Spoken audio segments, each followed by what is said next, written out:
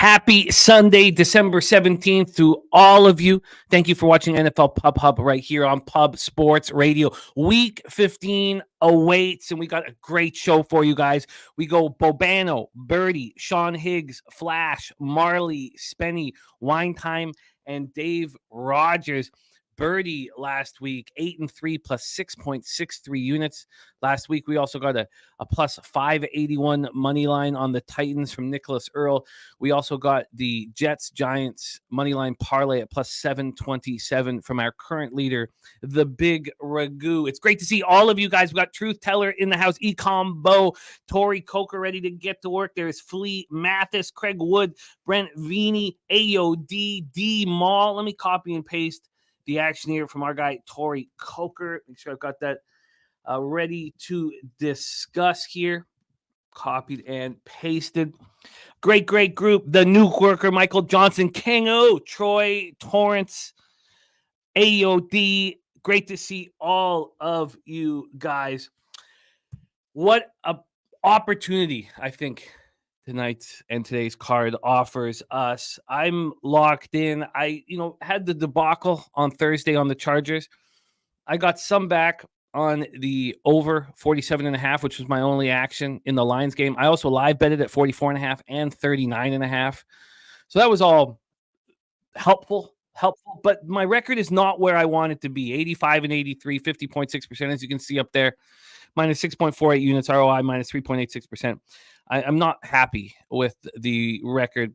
I've got Cleveland minus 3, Tennessee minus 2.5, Jets plus 9.5, New York Jets, Miami under 39, Patriots plus 9.5, New England, KC under 37.5, Arizona plus 13.5, San Francisco, Arizona under 48, and then the Dallas Buffalo overs, which have gone against me in the market.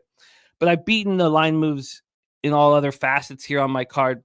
I am upset that I didn't move on the under 43.5 in the Jags game, but you'll hear people on this show on the other side of it on the over. You'll also hear people on the under too, but it's gone down to 41 or 40.5. I'm just going to let that go. And look, I want the Dallas Cowboys, and it's tough. You're going to hear cappers on this show on the Buffalo Bills, and I need to have conviction if I'm going to go up against, cappers I respect. So at this point, I want to be on the Cowboys. I'm going to discuss it here, with the experts that we have, on screen and in the chat. I also want the Philadelphia-Seattle over. I don't quite understand why it's dropping. So those are the two spots that I'm close to and want to move on. Sammy Comer says whole world on Buffalo today. I would like to fade that, but I need some confidence here. Troy says the market says the Ravens total move too much. I agree. Well, I don't know. I mean, the market saying that, I love hearing that, but I've got to let it go. I've just got to let it go. It's great to see all you guys. I'm pumped up. We have a great show. Tacky JP, Vincent Contreras, Bloodman in the house, Vinny V ready to get to work at Quinimus, Dan Kelly, Sammy Culmer, Philly Eagle Flyer, the North Ender, Gerald Jones, AE5 King. Great group. Charlie Chips. Great to see all of you guys. TJ in the house says he's on the boys. Waiting to see if we can get a 2.5. Well, you can get a 2.5 at Pinnacle right now. I think I'm going to join you, TJ. It's I'm going to copy and paste this so I just have the confidence because, as Sammy says, when you're going to go up against everyone, you have to have conviction. And TJ, you might have helped with that conviction here. All right, we are going to get rolling here. A couple more things I just want to add. One, the Pub Sports Circa Millions. Unfortunately, we're on the Chargers, and I'm a lot to blame. I kind of pushed us over there. So we're 38, 31, and 2. We have to sweep the rest of the 4 games. Those 4 games are Eagles minus 3.5, Cards plus 12.5, Patriots plus 8, and Falcons minus 3. Charlie Chip saying the Cowboys is the play. There's Joey Harb in the house. And then for the important injury news, C.J. Stroud out for the Texans. Davis Mills is starting. Brian Robinson Jr. out for the Commanders. They're running back. The other running back situations, Brian Robinson Jr. out, with the hammy. Ramondre Stevenson out. These are all expected. Isaiah Pacheco out. There's no real surprises at this point in the injury information. Real Deal Prime ready to get to work. So let's do just that. We start hitting leadoff for us is last year season 2 champion. And he is coming off a strong week, 6-3 plus 2.55 units. That was week 12. So we haven't seen him in a couple weeks. Great to have him back in action with us, hitting leadoff here on NFL Pub Hub. Please welcome star of our hit college football show, Hitting the Books, also star of our Thursday and Monday NFL live streams, coming to us from Canada's Black and Yellow, Hamilton, Ontario. Please welcome Ian Cameron to the show. Bobano, how are you, my friend? I'm great, Jimmy. I'm ready to rock another NFL Sunday. Let's go. You got a lot of action, and we've given you extra minutes because I've got to do the setup for him. So let's rock, my friend. We start at 1 p.m. Eastern. The Chicago Bears 5-8, 2-5 on the road. The Cleveland Browns 8-5, 6-1 at home. Cleveland Browns Stadium in Cleveland, Ohio. 46 Fahrenheit, light rain, 16 miles per hour. It's supposed to stop raining, pretty early. I don't know, maybe near the end of the first half. There's some sites that say it'll stop raining by kickoff, but when I went to the more accurate hourly weather, they think there'll be some light rain off the top of the game. Again, I'm not going to give my videos are up on YouTube. This is all about the guests on the show. So I just set up the injuries and the line history. Injury-wise, the Bears have Equanimeous St. Brown out, linebacker Noah Sewell out. DJ Moore is expected to be good to go here. He's listed as questionable. So is Jaquan Brisker, who is expected to be in the lineup. For the Browns, Ethan Pocic is out, which means Nick Harris will replace him. Nick Harris is a pretty solid replacement, but Pocic is a hell of a player who is out. There's quite a few injuries here for the Browns defensively. Oronquo, defensive lineman, is out. They also have Juan Thornhill out with a calf injury, their safety. And Denzel Ward is expected to be back in the secondary after a 3-game absence. And they also lost starting tackle Jedrick Wills. He's on injured reserve following knee surgery. Let's get into the line history here for this one. We have, from a spread perspective, this is down to a 2.5. Cleveland 2.5-point favorites. This opened up at 3. Now we have a 2.5, and that makes me uncomfortable. I have a juiced 3 on the Browns. That makes me very uncomfortable. From a total standpoint here, we have a 37.5, quite juiced to the under, minus 119. This opened up at 38, and it's basically a 37 right now, but 37.5 is what's listed. And then from a cash perspective here for the Brown spot, 72% of the tickets and 88% of the cash is on the Bears. An enormous amount is on the Bears here. And from a total look, we have 81% of the tickets and 96% of cash on the under. Bobano, game number 1 here on NFL Pub Hub. Bears Browns, take it away, my friend. Yeah, this is an interesting matchup. The red hot Chicago Bears. I mean, I can't believe I'm saying that. 3 straight covers, back-to-back wins. Minnesota, Detroit. However, you look at the schedule here. Played Detroit down to the wire game. They lost the first time in Detroit. They beat Minnesota on Monday Night Football. They beat Detroit last week in the rematch against the Lions. Now you're playing out of the division. Now you're playing out of the conference on the road against a Browns team that's got everything to play for right now. Browns team that's been absolutely terrific at home. 6-1 straight up, 6-1 against the spread. It's really incredible, the difference in the level of play with this team home to road. This has been the sharpest home road dichotomy split team probably in the league this year. Cleveland's looked very average on the road, but man, they've looked very, very good at home throughout the course of the season. Joe Flacco's been solid. I mean, he hasn't been spectacular, but he's avoided mistakes for the most part, which is good to see. I think when you look at this matchup here, it's just a little too much of an adjustment in the power rating to Chicago over these last few weeks, and now you get a really good team, or not a really good home team, I should say, at a very cheap price. So I'm on Cleveland here. Cleveland money line minus 142. Browns money line minus 142 for Bobano, tracking his action. The money line spots on NFL this year that he's taken instead of the giving out minus 2s or what has been very beneficial for him. It's worked. He would have got burnt a few times where he didn't. I know there's a couple. I think the team might have won by 1 or 2 points, and I had the money line, and it saved me. Yep. Yeah. No, it's worked for you. Let's move on to the next spot on the board. 1 p.m. Eastern. Tampa Bay Buccaneers 6-7, 3-4 on the road. The Green Bay Packers 6-7, 4-2 at home at Lambeau Field in Green Bay, Wisconsin. 40 Fahrenheit, cloudy, 8 miles per hour. There's a lot of injury issues throughout this whole. We're week 15. And this is no different here with the Bucs, who've been dealing with enormous injuries to their defense and holding up okay with it all. At this point, Carlton Davis is the lone man that we know is out because Jamel Dean, Devin White could be back. We don't expect Vita Vea or Ryan Neal in the lineup, which hurts. A lot of injuries. William Golston, also defensive tackle, out for these Buccaneers. For the Packers, Christian Watson not expected to be out there, but Aaron Jones expected to be back in action. Dontavian Wicks also expected to be back. He's listed as questionable. And then Jair Alexander, Eric Stokes, and Darnell Savage all listed as questionable. We've not seen the three of them out there together yet. So, we'll see if this is the spot. I don't, it's hard to imagine that they're all going to be good to go here. Let's get into the line history for this spot. From a spread perspective, we have these. Oh, sorry. Let me grab it here. We have the Buccaneers sitting at +3.5 at -107. They opened up at that number, and then it was at 3 for a long time. This has come back to the 3.5, in the last 36 hours or so. And at this point, there's just been a 5-cent move to the Packers at this number at that 3.5 over at Pinnacle. And from a total standpoint here, we have a 42. This opened up at 42. There's been 7 cents of movement to the under, but we've seen movement to the over and under. The market just, maybe it's just a sharp line here for that total. 54% of the tickets are on the Packers, but just 33% of the cash. Feels like there's some sharp money on the Buccaneers, but line's not moving towards them. Then 39% of the tickets and 90% of the cash on the under. 90%, and the books don't seem to care. Take it away for us, Bobano. Buccaneers, Packers. Yeah, I'm going to go now. I got -3 on Green Bay here. It's gone up. So I'm going to go with the -126 at Pinnacle with Green Bay -3. So we'll lay a little juice to get the -3 on the Packers here in this game. It's just a classic bounce back spot. Green Bay is not as good as they were in those wins, but they're not as bad as they were against the Giants. And you've got a truly embarrassed team, in my opinion, back home in a very important game.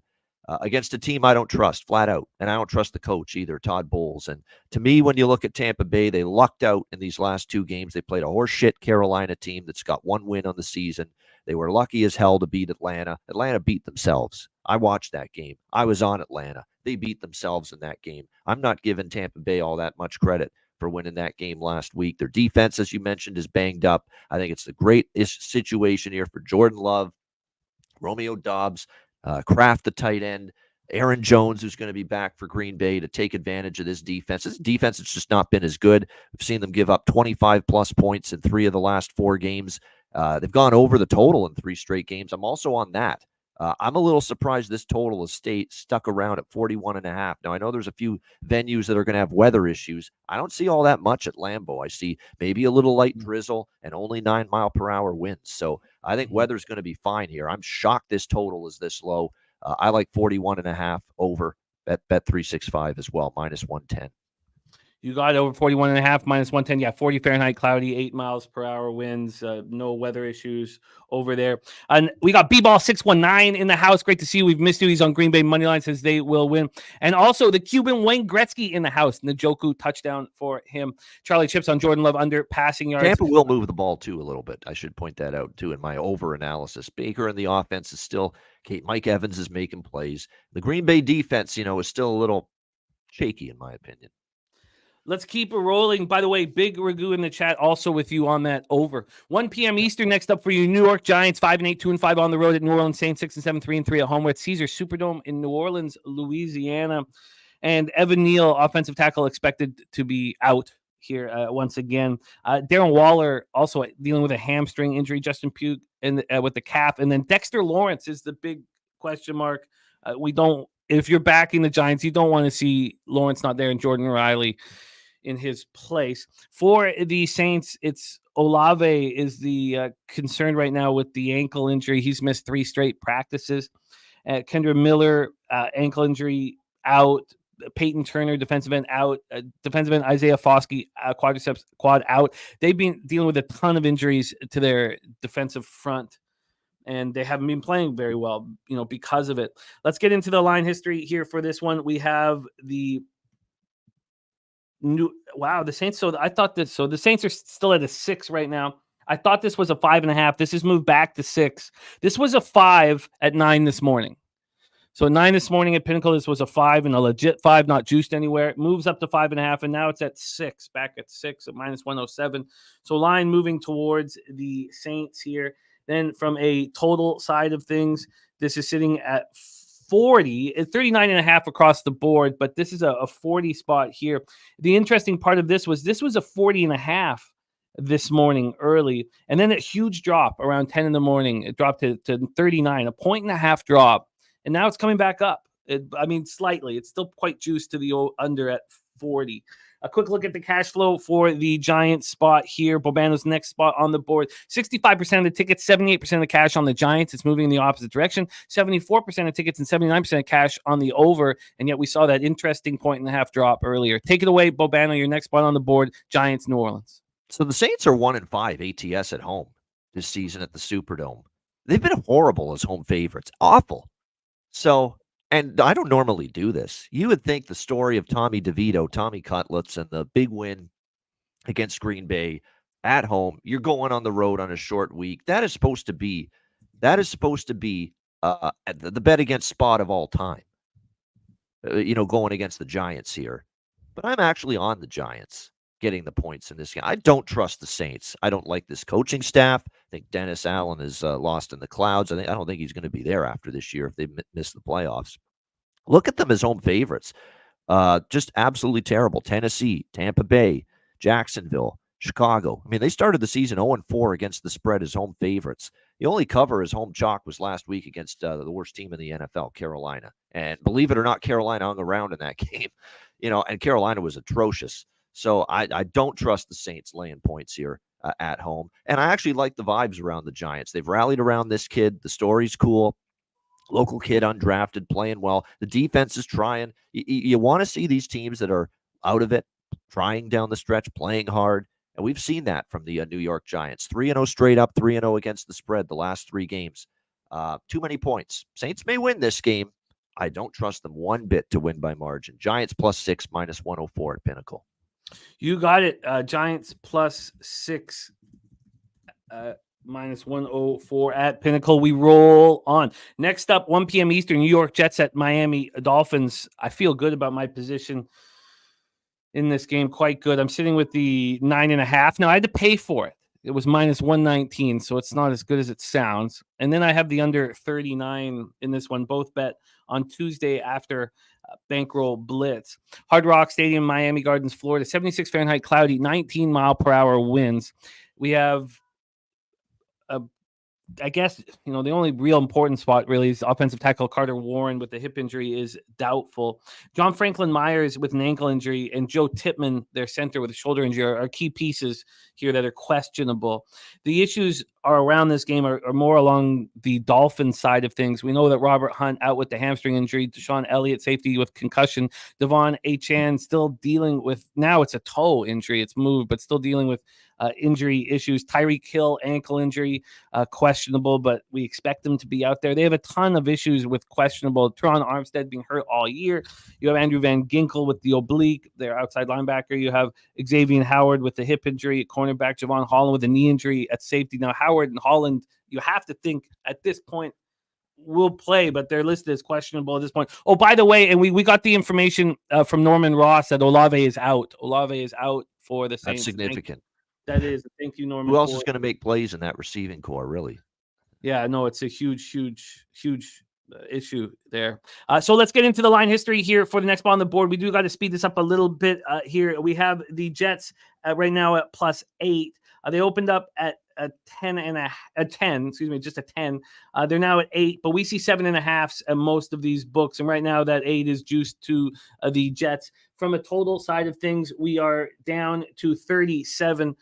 This did get up to 38 at one point this morning, back to 37. So that's the situation here. And cash flow wise, we have 50-50 on the tickets, but 61% of the cash on the Jets, and then 64% of the tickets and 86% cash on the under. Take it away for us here, Bobano. Next up, Jets Dolphins.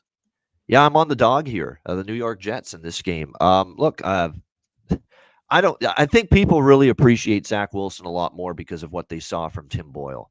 And if you remember, Tim Boyle played in the first meeting between these two teams, and it was actually a competitive game. I thought the Jets hung in there, and then Tim Boyle struck. Pick 6 at the end of the half, Hail Mary, pick 6, and just a disaster in the second half, and a close game became a blowout and a run out for Miami. But now you got Zach Wilson, and look, he played a great game last week against Houston. Can't take anything away from him. It was very good. It was one of his better games. The Dolphins are just hell of a lot of banged up. Center, Connor Williams. Tyreek might play, but will he be 100%? They've got injuries on the O-line. They've got a couple injuries on defense. It's a team that somehow squandered a 2-touchdown lead. It's just they're way too injury-riddled right now, and there's way too many issues with the health of Tyreek, who is so important to this offense, to be trustworthy laying more than a touchdown against a team that clearly hasn't rolled over. You're reading reports that Aaron Rodgers' determination of whether he'll play will come down to whether they win or lose this game, because if they win this game, there's actually a small feint of hope in the wild card race still. I think you'll get the Jets another great effort from them. And to me, the Dolphins just too banged up to trust in this price range. So I'm on the New York Jets here, plus 8.5, minus 115 at FanDuel.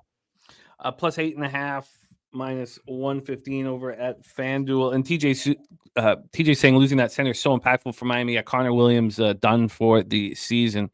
Let's roll on. Next up for us, 4:05 p.m. Eastern, San Francisco 49ers 10-3, 5-2 on the road. Arizona Cardinals 3-10, 2-4 at home. State Farm Stadium, Glendale, Arizona.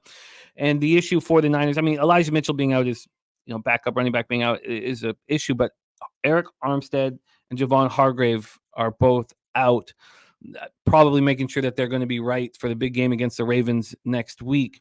I wanted to be fading both the Niners and the Ravens. I haven't got to the Jaguars yet, but I have interest in them. I did get the Cardinals at plus 13.5, and I did take the under at 48. For the Cardinals, Tyreek Smith, linebacker, and cornerback Bobby Price quad, but it's not too big of a deal for them. The issues are around Chase Young and Nick Bosa not having Armstead and Hargrave on the line with them.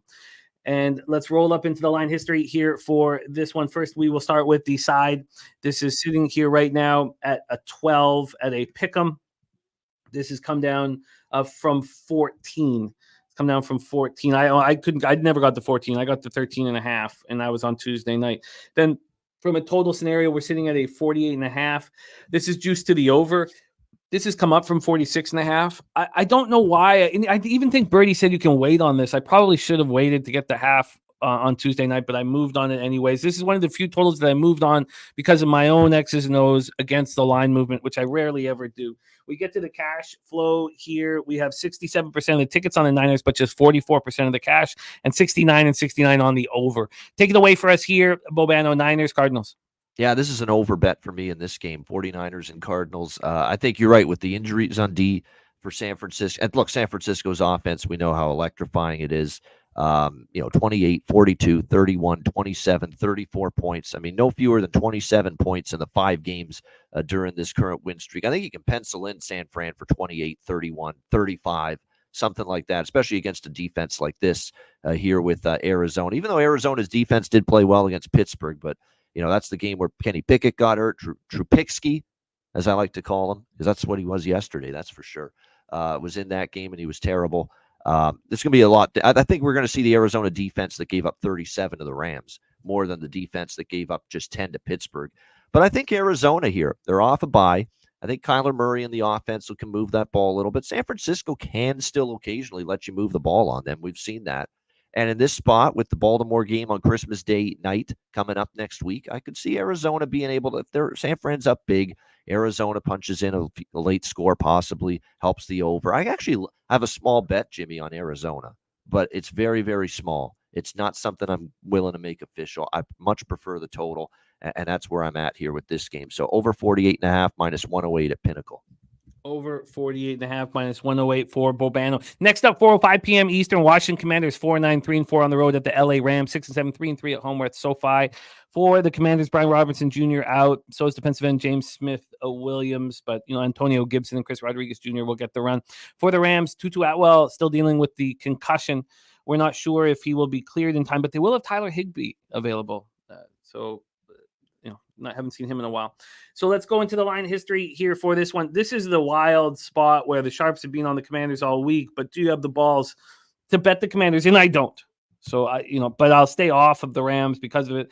This opened up at 7 and this was at 6 for a little while. There was buyback to 6.5. And from a total side of things, This is sitting at a 49. It is juiced to the under. This opened up at 48.5 and quickly got up to 50.5 before this under buyback that's happened this morning. So some legit buyback on the total. If you still like the under, you're getting a much better price because you waited. 82% of the tickets on the Rams, 77% of the cash. We've seen that half-point move. There was a full-point move to the opposite direction of the Commanders. And then 77% of tickets and 89% cash on the over. And that we've seen this point and a half move to the under this morning. Take it away for us here, Bobano. Commanders, Rams, and we got to be tight. Yeah, it's probably my favorite over of the entire card today is this one. Commanders, Rams over 48.5, minus 112 at DraftKings. We'll lock that in. Yeah, for the sake of time purposes, all I'm going to say is this Washington defense is a disaster. It's an embarrassment.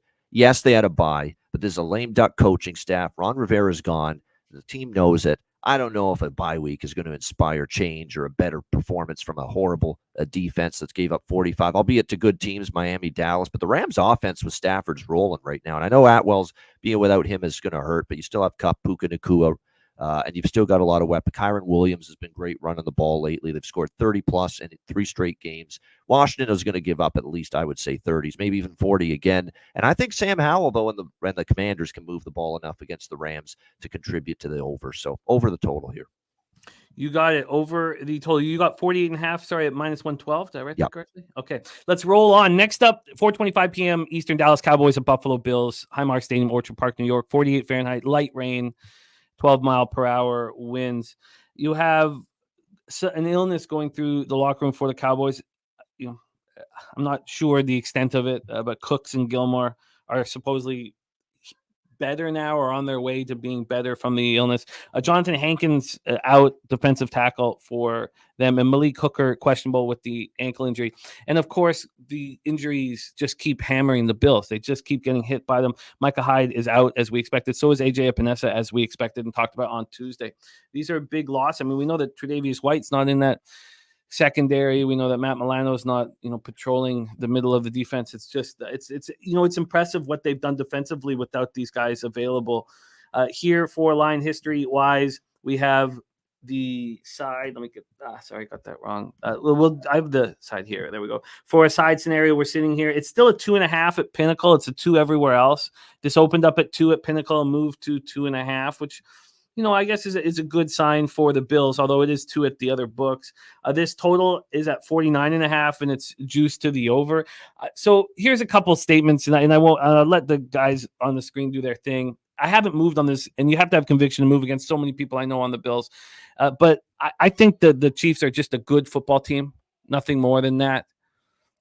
So that was a good win by the Bills. But I think that they're not going to be able to continue against the elite teams. I think the Cowboys are better than the Chiefs, and I don't know if they can with these defensive issues. And I want to bet the Cowboys here, but I do want to listen to everybody in the chat and make sure that I have and then on camera, and then make sure I have the conviction to go up against certain cappers that I know on the Bills. So there you go. Take it away for us here, Bobano, Cowboys, Bills. Yeah, to me, I get it. Dallas is the better of these two teams, you would say, and Buffalo's got a ton of injuries, an absolute ton of injuries on defense, and it only got worse with that.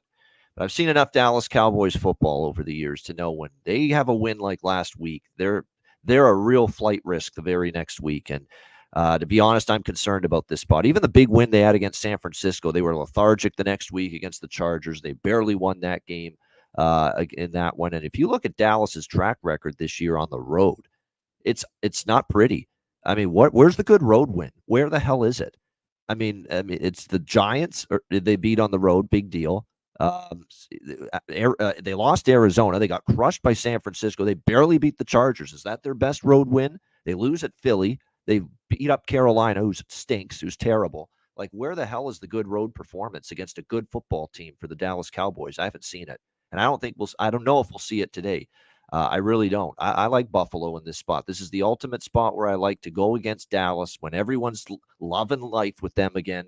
And this is when they shit the bed. They've done it for years. They've done it for years and years. Everyone gets all hyped up and excited about the Dallas Cowboys. And this is where they shit the bed. And I think it's going to happen today in the rain, in the wind of Buffalo. It's going to be brutal weather for a team that plays a lot of games indoors. I definitely think this is a bad spot for Dallas. Now, Buffalo, you could argue, are they healthy enough? Do you trust that win against Kansas City enough to think that's a momentum builder for the rest of the season? I say yes. They rallied around McDermott as well before that Kansas City game. This isn't the game, I think, where Josh Allen ends up playing great, somehow leading his team to victory in this one. Yes, I like Buffalo in this spot. Clear, great sell-high spot on a Dallas team that historically, after a huge win, this is when they're bad. This is when they struggle. This is when they lose. So Buffalo minus 126, or actually minus 124 at Pinnacle, or at FanDuel rather. FanDuel minus 124. The Cowboys got very lucky with the weather. I think we can all agree on that. 48 Fahrenheit for this time of year, 12 mile per hour. Now there's light rain off the top, but this could have been a horrific weather situation for a team that prefers to be inside. 66% of the tickets, 85% of the cash on the Buffalo Bills, 47% of tickets, 78% cash on the under. Bobano moving on the Bills minus 1. And that's part of it. Like, their best road win this year is the Chargers. So you can actually say they haven't beaten a team with a winning record on the road, Dallas. So we'll see. No, it's fair. It's that's why I haven't moved on it already. I wanted to hear from everybody before, just to ensure that I had the conviction to do it. Let's move on to 8:20 p.m. Eastern. Last game on the board for Bobano before we get with Birdie. Birdie, of course, coming off that 8-3 plus 6.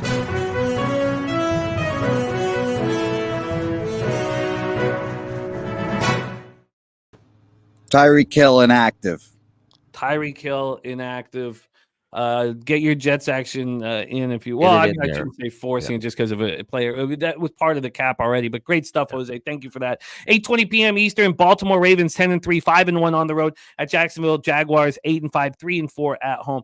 Everbank Stadium in Jacksonville, Florida. 57 Fahrenheit, clear, 16 mile per hour winds. If they played at 1 p.m. today, the weather would be horrific. But it's not. This is the night game, and the weather gets better as the day goes on. And the wind, there's 23 mile per hour winds as we speak right now, but it gets less as the day goes on. So here we got a full week for Roquan Smith for Baltimore's defense, and then that's going to help. The Jags are a banged up football team right now. They're expecting that is Walker Little going to be like the way it's looked right now? Walker Little and Ezra Cleveland, might not be out there and are expected probably not to be out there for the offensive line. Cornerback Tyson Campbell with the quad and Andre Sisco safety are not going to be there. We know that for sure. So some issues. Despite this line has been moving towards the Jags. We know that the Ravens have the 49ers on deck. This is our Sunday nighter. You can catch us here tonight, live betting this one. The Jags opened up at plus 3.5 minus 114. They're now plus 3.5 minus 108. So, a slight move towards the Ravens at this number. From a total standpoint here, 41 minus 105 to the under. I almost moved on at 43.5. I wanted the market to tell me it was the right play, and they did, but they moved it just too far. It's kind of a mistake here. One of the few that I'm upset about. 60% of tickets, 61% of cash on the Ravens, 60% of tickets, 79% of cash on the under. And I think it's important to state here that this was a 3. This was a 3 earlier. It never moved off the number 3.5 at Pinnacle, but that 3.5 at times for the Jags was reduced to minus 127, minus 124, minus 123. It's come back to the Ravens. Take it away for us here, Bobano, your last game on the board, Ravens, Jags. Just to keep it short, 6 words. Too many injuries for Jacksonville. Horrible home field for Jacksonville. That's the crux. I'm on Baltimore here, minus 3, minus 128. And if anything, they're going to be very they're going to treat last week almost like they lost. I know they got away with one. They didn't play great against the Rams. I think you're going to see a better effort. This team's just fallen off, Jacksonville. There's just too many injuries, O-line injuries. The defense stinks right now.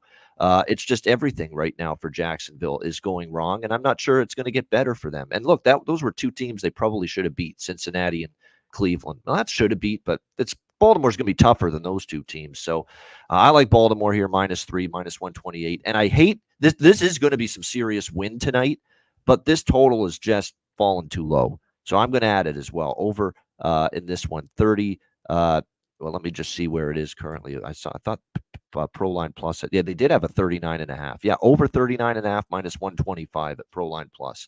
I am worried a little about the wind. It is going to be windy tonight, but that total is just too low for these 2 teams right now. You got it locked in. Terry Walker, nice job getting the Jags at 4. Ravens -3 for Bobano in the over 39.5 in Baltimore, Jacksonville. Then he's on the Bills -124. He's on the over 48.5 in Commanders, Rams. He's on the Cardinals over 48.5. The Cardinals, Niners over 48.5. Jets +8.5 at -115. Giants +6 at -104. Packers money line -126 in the over 41.5 in Tampa, Green Bay. He's on the Browns -142 on the money line. Great job, Bobana. We got to keep rolling on, but thank you so much for being a part of this. Can't wait to hear part 2 of the bowl breakdowns. That is tomorrow. Yep. Tomorrow, 1 p.m. Eastern, back at the regular time. And of course, you can catch him rocking our live stream on Monday night for our Eagles Seahawks spot. Bobano, any last words for the Capper Sport in the show? No, nothing other than good luck. Enjoy the games today, and make sure you make some money. Jimmy, good luck to you as well. Thank you, my friend. There he is, Bobano in the house. Razors come in with his gambler's first glance on the Jacksonville Jaguars at +3.5. Gambler's first glance is in from Razor. All right, let's bring on our next guest. He is currently, buoyed by his huge success last week, currently ranked 3rd out of 26 cappers here on NFL Pub Hub, 30-26 plus 8.14 units. Coming off a 6.63 unit week. Spectacular work. We stay up north. We go from Hamilton to Kingston, Ontario. Please welcome your next guest, running hot, Birdie in the house. Birdie, how are you, my friend? Very well. How are you? I am great. Excellent work last week. Let's roll on because we start with Bears Browns. The game's already been set up by Bobano and I, so we just need to hear how are you getting paid in this one. Cleveland Browns Stadium, Cleveland, Ohio, 46 Fahrenheit, light rain, 16 mile per hour winds. Take it away, my man. Yeah, I'm going to be on the over here. We have a perception that this Browns defense is, I think, a little bit something they're not. If you look at their last 5 games, they've given up 31 points, 10 points, 29 points, 36 points, 27 points. I think we have 2 teams that can run the ball for chunk yardage in this game.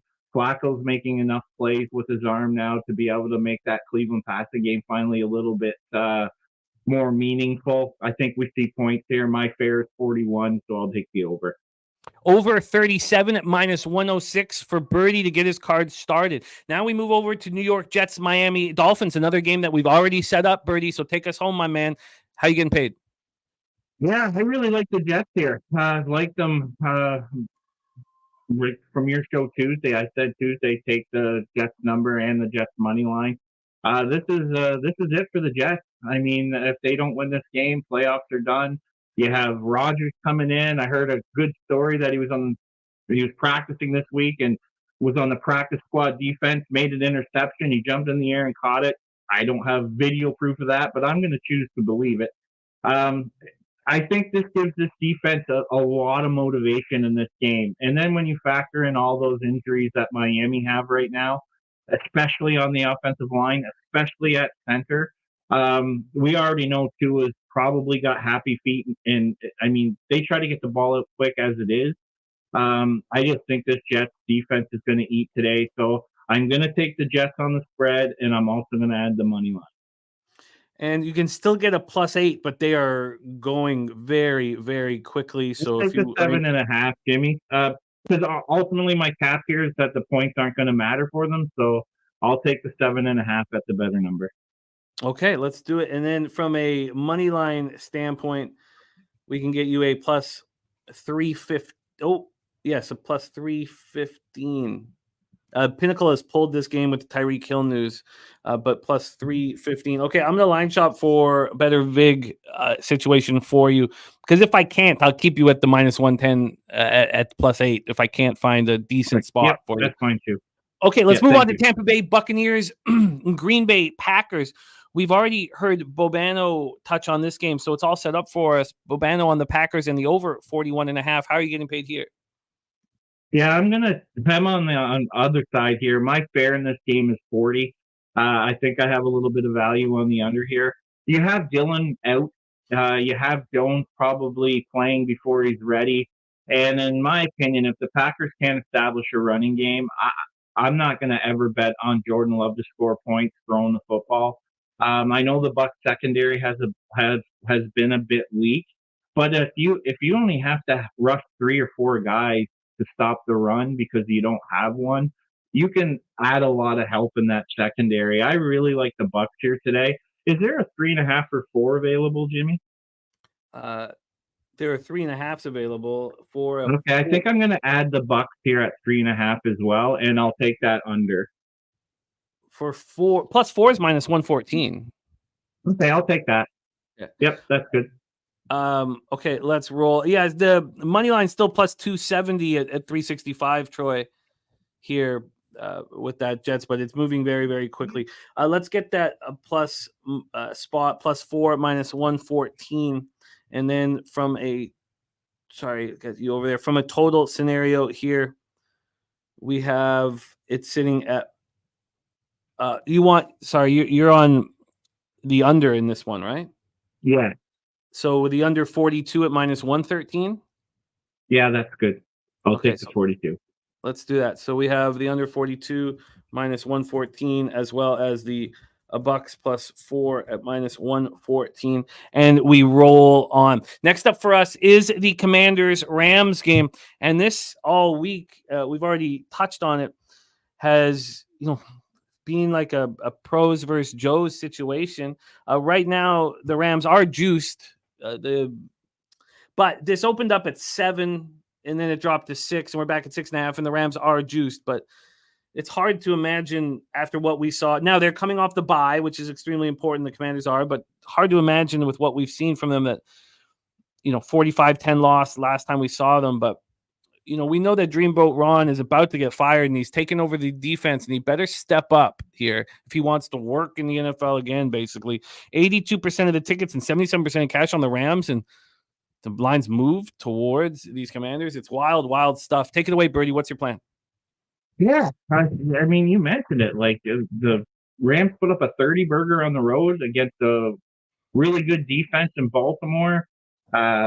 Just came out that Washington reached out to the Chargers to speak to more about their head coaching vacancy that's still not vacant.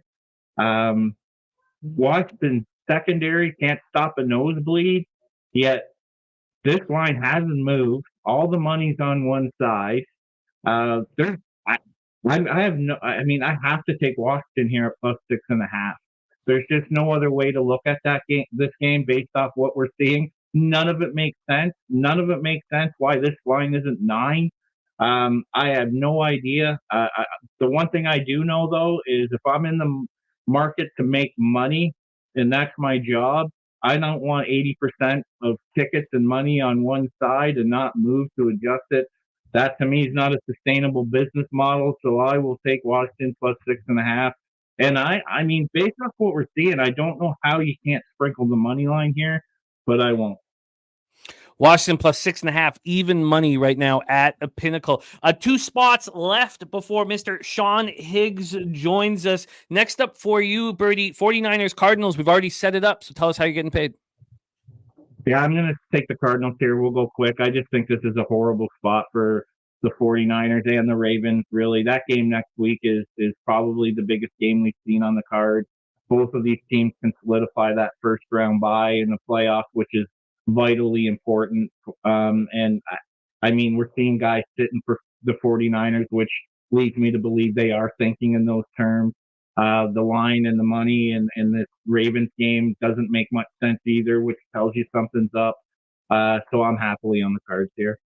Plus 12, minus 105 available right now at Pinnacle. And then we close up with those aforementioned Ravens, your last spot on the board, our Sunday night live stream this evening. Ravens, Jaguars, take it away. Yeah, I'm going to be on the over. My fair here in this game is 46, so I just have too much value not to take that over. And I think I'm going to add the Jags at 3.5 if they're at 3.5. If it's a flat 3, then I won't do it. Well, let's get that for you right now. Down to a 41 for you. Let's see what Pinnacle is offering here. They're offering the over 41 now at even money. Wow. I'll take it. Which means the over 40.5 is minus 111. Do you want that? We lost your audio there for a second. Let's take the 41.5. The 40.5. The 40.5, pardon me. Yeah, yes. yeah. Okay, Well, cool. Over 40 and a half. 7 times here. 5 is 35, and 3 is 38. 7 times, let's just do the math here, Jimmy. 7 times 6 is 42. Let's take the 42. All right. I'm okay with it. I'd rather have the better number. 42 is plus 116. I think you're on mute, Jim. Oh, can you guys not hear me? Anyone? No, I don't have you. Is it me? Can you hear me? Yeah, I can hear you. Okay. Okay. I can't hear you, but anyway, so I'll go the over. I'm okay with the over 42, and I'll add Dig 3 plus 5. All right, you are locked in, Birdie, my man. Thank you. Thank you so much. Birdie's on the over 42 at plus 116, and Ravens, Jags, Cardinals plus 12 at minus 105, Washington plus 6.5 at even money, Bucks, Packers under 42 minus 114, the Bucks plus 4 at minus 114, Jets plus 8 at minus 110, Jets money line plus 315, and we know that's been changing as he was moving on it. Bears, Browns over 37 at minus 106. Birdie, thank you for your hard work, my man. I imagine you still can't hear me. Is that the case? So that is the case. So Birdie, we love you. Great job. Great job last week. Keep getting that cash. There he is, Birdie_bets on X. Please follow him. Just having a great season. Currently ranked 3rd overall out of 26 cappers. He is ranked 3rd, one spot ahead of your next guest. Your next guest currently ranked 4th out of 26 cappers. And he's coming off a rare losing week here on the show. And losing weeks for our next guest means 0.1 units he was down. He has been a model of consistency, and his action here on this show has been very strong. 15-8 plus 6.07 units. Star of midday money, 7 days a week. Also being a big part of our live streams of late, which I'm enjoying immensely. Please welcome Mr. Sean Higs to the show. Sean, how are you, my friend? Pretty good. Yeah, lose a week last week. It happens. But what are you going to do? Still, that's it. 65%. I'll take it here, Jim. Oh, man. And I'm still who's having like 4th place? Holy cow. I got my work cut out here. You have been very good. Very, very good, and we have enjoyed it immensely. Let's get on to your first spot on the board because we haven't talked about this game. People are afraid of this football game, Sean. Atlanta Falcons, 6-7, 2-4 on the road. The Carolina Panthers, 1-12, 1-4 home. Bank of America Stadium, Charlotte, North Carolina. 48 Fahrenheit, rain, 15 miles per hour. This was a spot where it jumped off the page. And I know that those bets that jump off the page, I have a losing ROI. I stopped betting them. So when I see something jump off the page without analysis, I pretty much put a line through it because I know that everybody's seeing it as well, and that's not necessarily a good thing. And that was the Atlanta Falcons. Now, on the Tuesday night, I wanted to move on the Falcons, and I knew it was wrong, so I was talking about I knew this, I also wanted to move on the under. Instead, I did nothing, and I wish I had moved on that under, which I didn't. Right now, Atlanta is expected to be down to just one of its 5 offensive linemen. They lost Matthews and Lindstrom to lower body injuries in week 14. We have McGarry already guaranteed out. Storm Norton, I guess, is going to be on this, offensive line. This is a big issue and a big problem here for the Falcons. Now, maybe the Panthers can't abuse them with this situation, but it's a big problem. For the Panthers, Hayden Hurst, tight end, concussed and out. So is Ian Thomas, another tight end. So they're really low at tight end. Their guard, Justin McCray, is out as well. They're hoping that Brian Burns' ankle is okay. They're hoping Gross Matos' knee is okay. They're both listed as questionable. Then you have a sickness going through the Panthers. Amari Barno with an illness. Linebacker, safety Xavier Woods with an illness. Safety Sam Franklin Jr. sick. And safety Jamie Robinson is dealing with a finger injury. And also defensive back Deshaun Jameson is sick. So there's a lot of issues right now here in this one. Let's go over the line history here. This is the only person who's capping this game, I believe, is you. No, there's a one player prop from Spenny on this game. So I take that back. So here we go. From the line history standpoint, no more 3s. We are sitting here with 2.5s for Carolina. Now that is juiced towards the Falcons. If you want the plus 2.5 for Carolina, you're getting plus 103. You can pay for the 3. And from a total scenario here, we're down to a 32.5. 32.5. This opened up at 35.5. So we're way down on the total. And then cash-wise for this Panthers spot. Sorry, I thought I had it up. I do have it up here. Cash-wise for the Panthers spot, we have, here we go.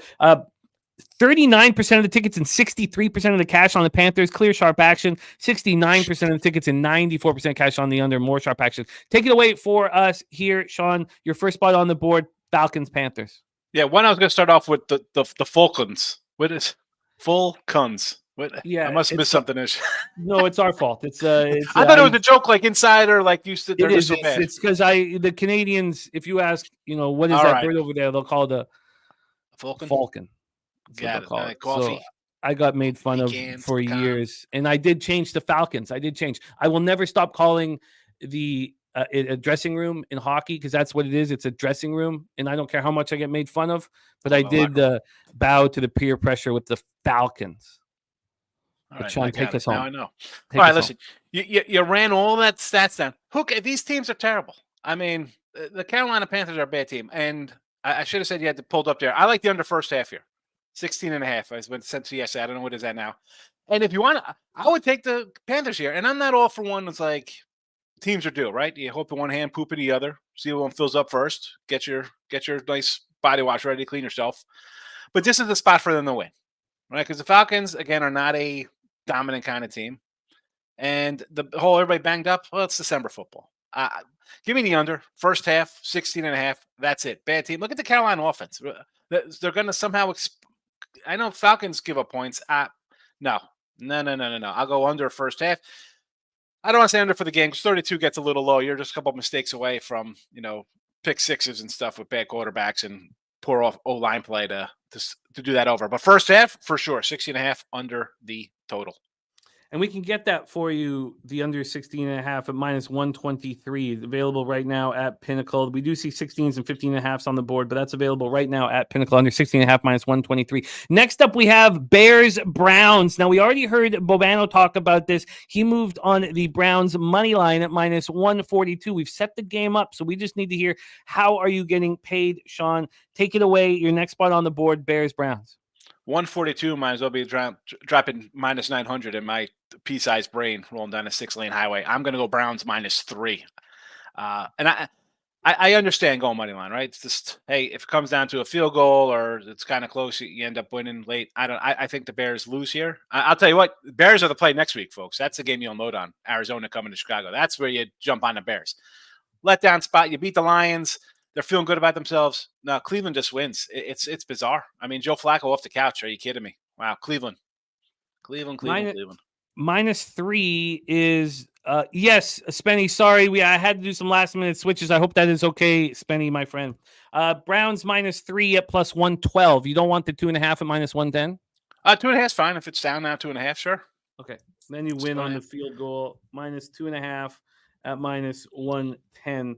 All right, next up for our guy, Sean, is the Kansas City Chiefs at New England Patriots. We have not spoken about this game, and I'm very excited about your action because it is the same as mine. Doubling up on this game. I love what Sean is doing. Chiefs, Patriots, Gillette Stadium in Foxborough, Massachusetts, and it's nice weather. 51 Fahrenheit, cloudy, 6 miles per hour. No Isaiah Pacheco for the Chiefs, and no Donovan Smith protecting the blind side either for the Chiefs. For the Patriots, Ramondre Stevenson out. But look, this is Zeke's chance at a career again. Like he's got to prove a lot of people wrong, and he's been doing it. Juju Smith-Schuster, Devontae Parker, both with ankle injuries. And then there's sort of an illness going through this camp as well. Trent Brown dealing with it. Christian Barmore and Jawan Bentley are listed as questionable shoulder and knee injuries, respectively. Let's get into the line history here for this one. Let me get this back to full game. We'll start with the spread. From a spread perspective, wow, we have a move back. Wow, move back to the Chiefs. 11 minutes ago. I did not expect to see that. I saw someone say someone's on KC minus 10. What? Give me any and all points with the England here. I don't care if it's 8.5, 9, 9.5, 10. How are you betting on Kansas City? Forget about it's a mid-December road game for a team that has been missing offense the entire season. The bickering last week, they do not score. This isn't 2 years ago with them putting 45 spots out. If you take out that Bears game where they dropped 40, I think they're scoring like 20 points a game. What are we doing here? It is New England and the under. Only way. Yeah, the Patriots are garbage. Belichick will be coaching Herbert next year out in L.A. They fight on defense every game. every play. So you know they're showing up fair. So you know that Kansas City's not going to be dropping a 30 spot in this game, soaring over a total. Take the points. Don't overthink it. I know. Hold your nose because people think, oh, it's Mahomes versus Zappy or whoever, Drew Bledsoe. It doesn't make a difference. It's Mac Jones, Andre Tippett. I don't care who's suiting up for the Patriots. Just take the Patriots and the under. Move on. Take the points. It's a double winner. Go for it. Just stop with Kansas City. Not the same team. Ravens win the AFC this year. There's been a huge move to the over and to the Chiefs. I can't believe what I'm seeing. Wow. Okay. So what's it up to now? What's the total now? You can get the total is now at 39.5 juice to the over. So you can get under 39.5 at -102. I'll take the under. You can get the under 40 at -114. Which one do you want? I want the I want the highest number, obviously. What is it? Okay. 40 minus what? Under 40 at -114. Wow, look at this. I'm shocked that this is making me very, very uncomfortable. This is not listen, if the weather's fine, you're expecting a passing, right? Pachenko's out. Mahomes is going to run it more. We're the home props. Run to him on his rushing props there. And New England's in a spot. What do they got to lose? They're going to come out and, I'll be talking about this in the next game here with the Rams in Washington. They're going to, it's a kitchen sink game. It's us. Who cares? We're going to throw everything we can out here. Do you want the +10 at -115? Yes. Jesus. What the hell has happened? Oh God, I did not. I'll go down. I don't listen. If I lose, I lose. I'm taking if I like them at 8.5, I'm going to like them at 10. I mean, it doesn't make a difference. I don't care who's out. I mean, I bet on DRT as a third stringer when everybody was running away from him. I do not care. Give me the points. I got a team with a defense. Now, if you told me 9 guys are out on defense, I'd be like, oh boy, stay away. But then Nutflush asking about the team total. It's still at 23.5 at Pinnacle, but under is +111. So I'm sure you can get higher than that. All right. Very wild. But let's move on to that spot you just prefaced. Washington Commanders 4-9-3-4 on the road at LA Rams 6-7 3-3 at home. You are all over this football game. And listen, before me, I listened to everything he said. Washington is like the gut play. You're on a bye week. You just got outscored 90-2 or whatever the heck, right? The coach is on his way out. They look terrible, but I just can't. I thought the Rams were going to get beat up last week in Baltimore and come home and get right here. I'm laying a 6 from early with the Rams. Yeah, is it worrisome that it's not a touchdown to me? Because they should be, right? Because the common thought is, wow, Rams just got to win by a touchdown here. Nice and easy win. Washington's terrible. I understand that. I've grown into liking the Rams here. So I want to actually add Rams team total first half to team total first half to my portfolio here, as they say, 13.5. So first half -3.5 for the team total first half 13.5, team total game 27.5 over for the game. Washington, as I said about New England, kitchen sink game, right? You're coming out of bye week. Let's go. Sam Howell, get ready. You're going to be you're on your way out too. You're not the new coach's guy, so you want to put up some stats. And I'm shocked that Washington doesn't score more. Like, they have some decent guys there. You figure they'd score some points. If they're not scoring points here, again, this would help out the over. And you're not laying a crazy number. And yes, should I think this should be a 7.5? Absolutely. Why isn't it 7.5 the way Washington's played? But I'll grab the low-hanging fruit, as they say. I'm going to go square. I do not care. I am all over the Rams today like a bad leisure shoot. Sign me up. What, I got 4 plays on the Rams. This total has dropped enormously too. You can get over 48 at -114 or 48. That move does not shock me because it's the perception of Washington just being so bad and we're done. It's, you know what? Let me just get home for Christmas. We're playing the Jets next week. We could drive home and be with our families. You know what I'm saying? Like, that's not a shocker to me. The Rams offense has been a shocker, putting up 30 points like they have. For them to go on a road in elements and put up points with Stats Patford, a guy who's been a dome guy's entire career before going to LA, and play in the rain and that kind of weather, and them still put up. They should have probably won that game. I mean, I had the Ravens. It didn't end up covering that number there, but now that showed me a little bit here. This offense is clicking. Give me the Rams all 4 ways there, and I'll take the over shorter numbers. I'll still like the over. I don't back off of Jimmy. I put it out there. I got to stay behind it. I don't switch up because of things like that. Do you want the 48 or the 48.5? 48 -114, 48.5. 48 -114. I got to go to the lower. Over 48. You got to lay a little. So be it. It's not a 96 where everything's like a nice, cozy 105, 110. So There you go, Rams team total over. You have Rams first half. And did you want one other? Rams. Yeah, the team total 13.5. Oh, for first half too. Okay. Yes. So then Rams first half here minus 3.5 is minus 111. At Pinnacle, you are locked in there. And then the Rams first half team total over is. I took actually like first quarter, and I think the Rams every quarter was like first quarter, second or third. They were like 1.5, 2.5, a half in the third quarter, half in the fourth. I just think this is Rams get healthy off of a loss, and Washington is just a reeling hot mess. I'm all in on the Rams today. Yeah. Yeah, TJ, we don't know what the hell is going on with the market in the Chiefs-Patriots game at this point. If anybody knows why this is happening, let us know. Final KC hasn't scored all year except against the Bears at home. Are you telling me they're coming and putting up a 35 spot against New England defense? New England defense has not quit all season long. And they have extra rest, too. Did they play Thursday night? They have not been – I mean, Buffalo put up some points on, but that's a familiar rival. They see them all the time, and they scored 25 in that game. So if you're telling me that game's going to play out like a Kansas City game, one, I'll be shocked, but worst case, you split, and you're not really getting hurt too bad. Absolutely wild here. Wild. Okay, let's talk about your final spot on the board. It's our Sunday night live stream here that we'd love you to be a part of if you are available this evening. Baltimore Ravens at Jacksonville Jaguars. Take it away. We've already set it up. How are you getting paid? I'm taking the Jags here. I think this is a kind of like a must-win game for the Jaguars. Like much like the Bills were last week, this is they have to win this kind of game here. You know, beat a good team at home. The listen, as you said, Ravens, Niners next week, big spot. Not that the Ravens are in a look-ahead kind of mode because, you know, this is a team you might face in the playoffs, and they beat you here last year in like a last-minute kind of scenario. But I just think in this spot here was 3.5. It's come down. I like the Jaguars here at home. I'm not really going deep into my thinking. I think the Jags have to have a game here. Baltimore has a little bit more wiggle room. Give me the Jaguars. You got it. Jaguars plus 3.5 at minus 108. You have the Rams first half minus 3.5. Rams first half team total over 13.5. Rams full game team total over 27.5. Rams over, and then Commanders Rams over 48. You have the Chiefs under 40. Patriots plus 10. Browns minus 2.5. Patriots Patriots Atlanta. Carolina Falcons. Yeah.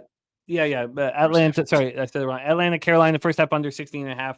You are locked and loaded. Currently ranked 4th out of 26, 15-8 plus 6.07 units. And midday money starts right now. Get over to midday money as we speak. Keep firing over there right now. Feel free to jump over there and support our guy, Mr. Sean Higgs. Sean, any last words for the Capper Sport in the show? Oh, listen, everybody, good luck today. Don't get buried. You know, another day tomorrow. Bulls, we got bowl season here. You know, come on, don't worry about it. Just don't go on tilts. That's all I gotta say.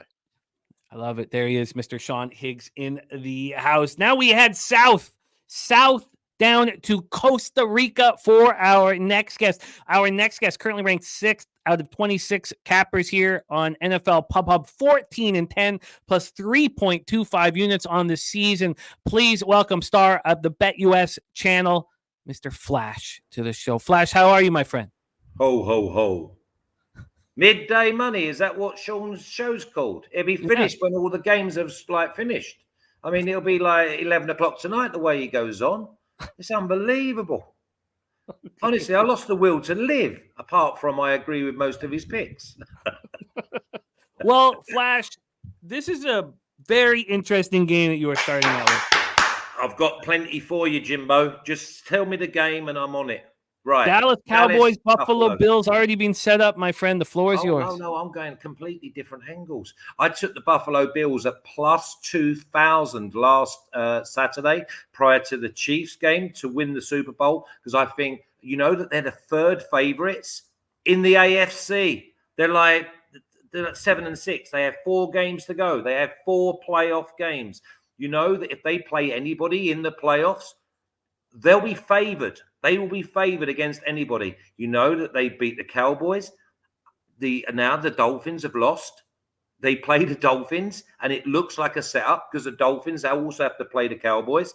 That the Bills, in my eyes, will win the AFC, and they will win the AFC East. And all of a sudden, the Bills are the team to be with at the AFC because the AFC is about 3 notches below the NFC. So for me, it's the Bills versus the 49ers. got it both covered. Now, first of all, I know what you said about the weather, but Dallas going into Buffalo in December is an automatic. I want to be with the Bills.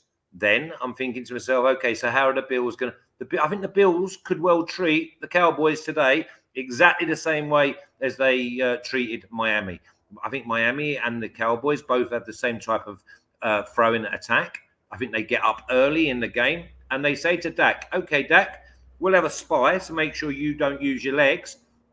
Throw it. Go on, throw it. We dare you, because the Bills' defense has been so organized. So I've double dipped in this game. I've got the Bills being one of the best better sides in the AFC, and I can't wait to talk about why is everyone jumping on the Ravens. They cheat you every year. They're a girlfriend that puts on the lipstick and the makeup and fucks off out without you. They cheat on you. Why would you do that? So for me, yeah, it's all about the Bills in the AFC. Dallas going into the Bills in December. Give me the Bills. And you want first half and full game. Let me ask you a question, though. You know, with the huge losses defensively for the Bills, you talk about the spy. Wouldn't that spy be Micah Hyde? And he's not out there. AJ Epinesa not out there. Of course, Tre'Davious White not out there. Matt Milano not out there. With all these losses on the defensive end, you don't seem concerned at all about that. Can you touch on their ability to handle it? I just think with the Bills are a really, really good unit. I know we use it the term a lot of next man up, but remember, this is a Bill side that should have won against the Eagles 2 weeks ago as well, and only got done by a Hail Mary because they thought there was no chance of it happening. This is a 7-6 team that they win their 4 games, they win 11-6, and they're going to be pushing. Well, for me, if they get to 11-6, they win the AFC East, and then they will be favoured against anybody in the AFC, home or away. How would take the numbers? Plus 2,000. I think they're plus 1,500 now after beating the Chiefs, but it's still a great number because they win this game, then it's going to be all on that Dolphins game, and they will be favoured in that Dolphins game. First half, you can get them on the money line and full game on the money line if you'd like. First half, unless you want plus money, but first half, you can have the Bills at minus 117, full game at minus 125. No, I don't want the full game. I want the minus 2. So basically, I want them minus 0.5 first half, and I want minus 2 full game. All right, so Bills first half minus 0.5 plus 103, and then full game minus 2 is minus 102. There you go. Perfect. All right, you are locked in, Flash. Game number 2 for you is our Sunday night live stream, which we'd love to have you be a part of this evening if you have time. Baltimore Ravens, Jacksonville Jaguars, Everbank Stadium in Jacksonville, Florida. Take it away for us here. You've given us a hint at what you think of the Baltimore Ravens. So how are you getting paid here? Oh, I'm going with, first of all, I'm going with a total. I think that potentially this is an aggressive game. Both teams get into the 20s. So I think you've got over 40.5 there. I was happy to go over 42, but then you said something about it's now 41. Well, I'm happy to take the over 41, or you said there was plus money at 41.5. I'll take that. I'm against the Ravens. Ravens look ahead. They get beat this week. They get beat next week because they're frauds for me. They've just got away with absolute murder. And Jacksonville, and I use this term plenty, put up or shut up. Forget your injuries.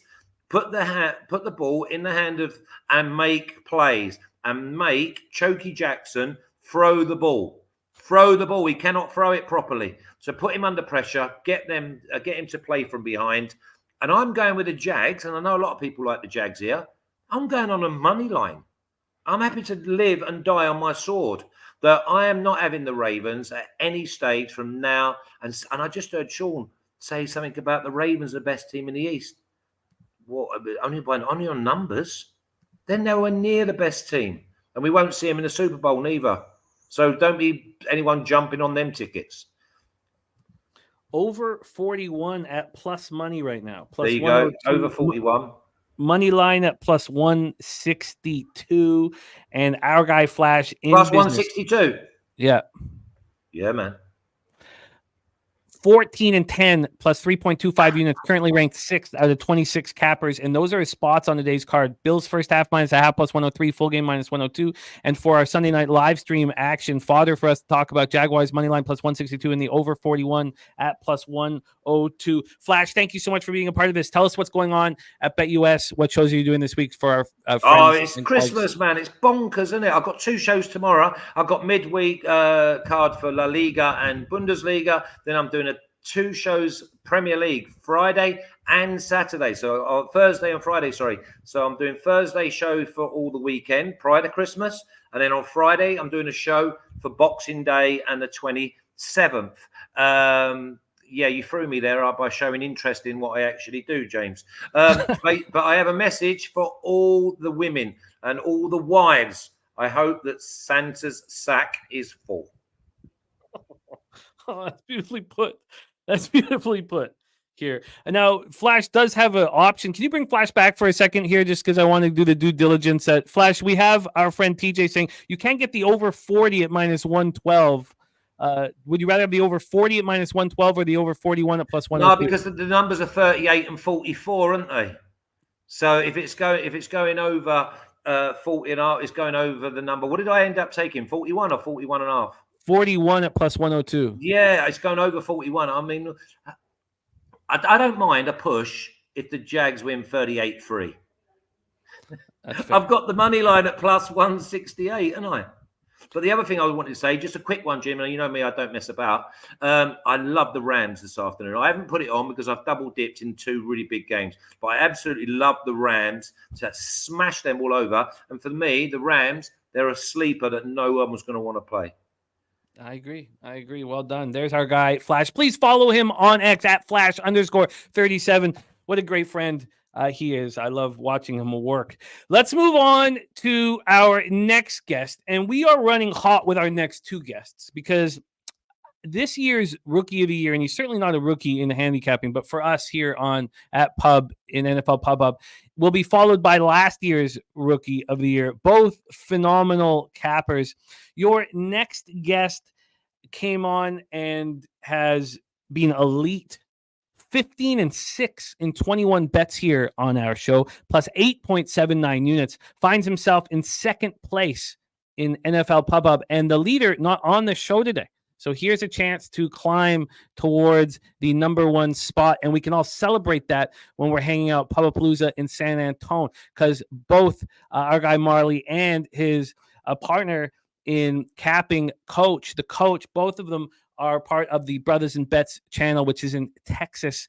So let's bring them on. Your next guest, currently ranked 2nd out of 26 cappers. Please welcome Marley to the show. Marley, how are you, my man? Yo, what up? Let's get it. Feeling good today, Jimmy. Well, Marley, I can't wait. You've had such a great read on these Dallas Cowboys, and I still want to bet them. I still think the injuries that the Bills have defensively are too much, but I wanted to hear from all you guys. I knew you guys were all talking about this game, and we heard Flash bullish on the Buffalo Bills. So let's hear, how are you handling these Dallas Cowboys? Yeah, it seems like everybody's on the Bills. I get it. They're in playoff mode. You know, they need it. They need all these next games. But I'm with you, Jimmy. I was kind of hesitant for a little bit. But the only thing that really makes me hesitate is like we're waiting on Dallas to fall. It's not really nothing necessarily with the football and how they've played this season. We're just waiting on the epic collapse that always tends to happen. I don't know if that happens this year, at least not in the regular season. I mean, the offense, number 1 in scoring, number 3 in passing, top 3 offense overall, 73 ATS in their last 10 games. That's playing phenomenal. And to be honest with you, I'm right there with you. Micah Hyde missing from this game, nobody seems to really talk about, is huge for this defense right now. I don't know. In the DN, Espinosa, am I saying that right? Epinesa. There we go. Epinesa. That's huge. That's going to slow the pass rush down. This offense has been unstoppable lately. I know they haven't really played anybody above 500. I know Philly came off that murderous road, and it was all hype for Dallas. And I know that everybody's waiting on Dat and them to play a bad game. I was one of those people, but I just don't see it this year right now. And the injuries to the Bills is killing. And let's not forget, the Bills, I think we're kind of forgetting that they beat the Chiefs. The Chiefs are not who they've been. Still a really good team and still a tough match to go in Kansas City and win. But outside of that, the Bills still are not that good of a team to me. And one thing we know about Josh Allen, he will turn the ball over. 14 interceptions, and sometimes he turns it over in the most inopportune times. I got 2 plays on this game, Jimmy. I'm going back to the under. We went there last week. I think we get a similar type game, 23, 24, 20. It's going to be a tough game in the cold. Might get a little bit of rain, so I don't think we're going to get as high scoring as typical. So I like 49.5. I like under that, and I'm taking the boys. And trust me, I am not a boys fan. I'm from Houston. I'm not from Dallas. We got a thing. We don't really like each other like that. But I'm a football realist. Dallas is a really good team this year. They're solid on both sides of the ball. I like the boys. I don't even want the 2 points, Jimmy. Money line me. Money line right now it's plus 112 here, but I wonder if we can do better. I believe that we can. Just plus 112. 115. We got plus 115s. So let's give you that plus 115 on the Dallas Cowboys. Plus 115 and the under. Birdie with you on that under. My issue here, it looks like it's probably going to hurt me. The line's going against me, but I see this as like that Buffalo Eagles game. I don't understand how the Bills are going to play to an under, really, with all the missing pieces defensively. They're going to have to score, but I don't think they're going to score. Say what? I don't think they're going to score. I think they're going to struggle to score. The sharp actions on the under, you and Birdie on the under, it makes me nervous.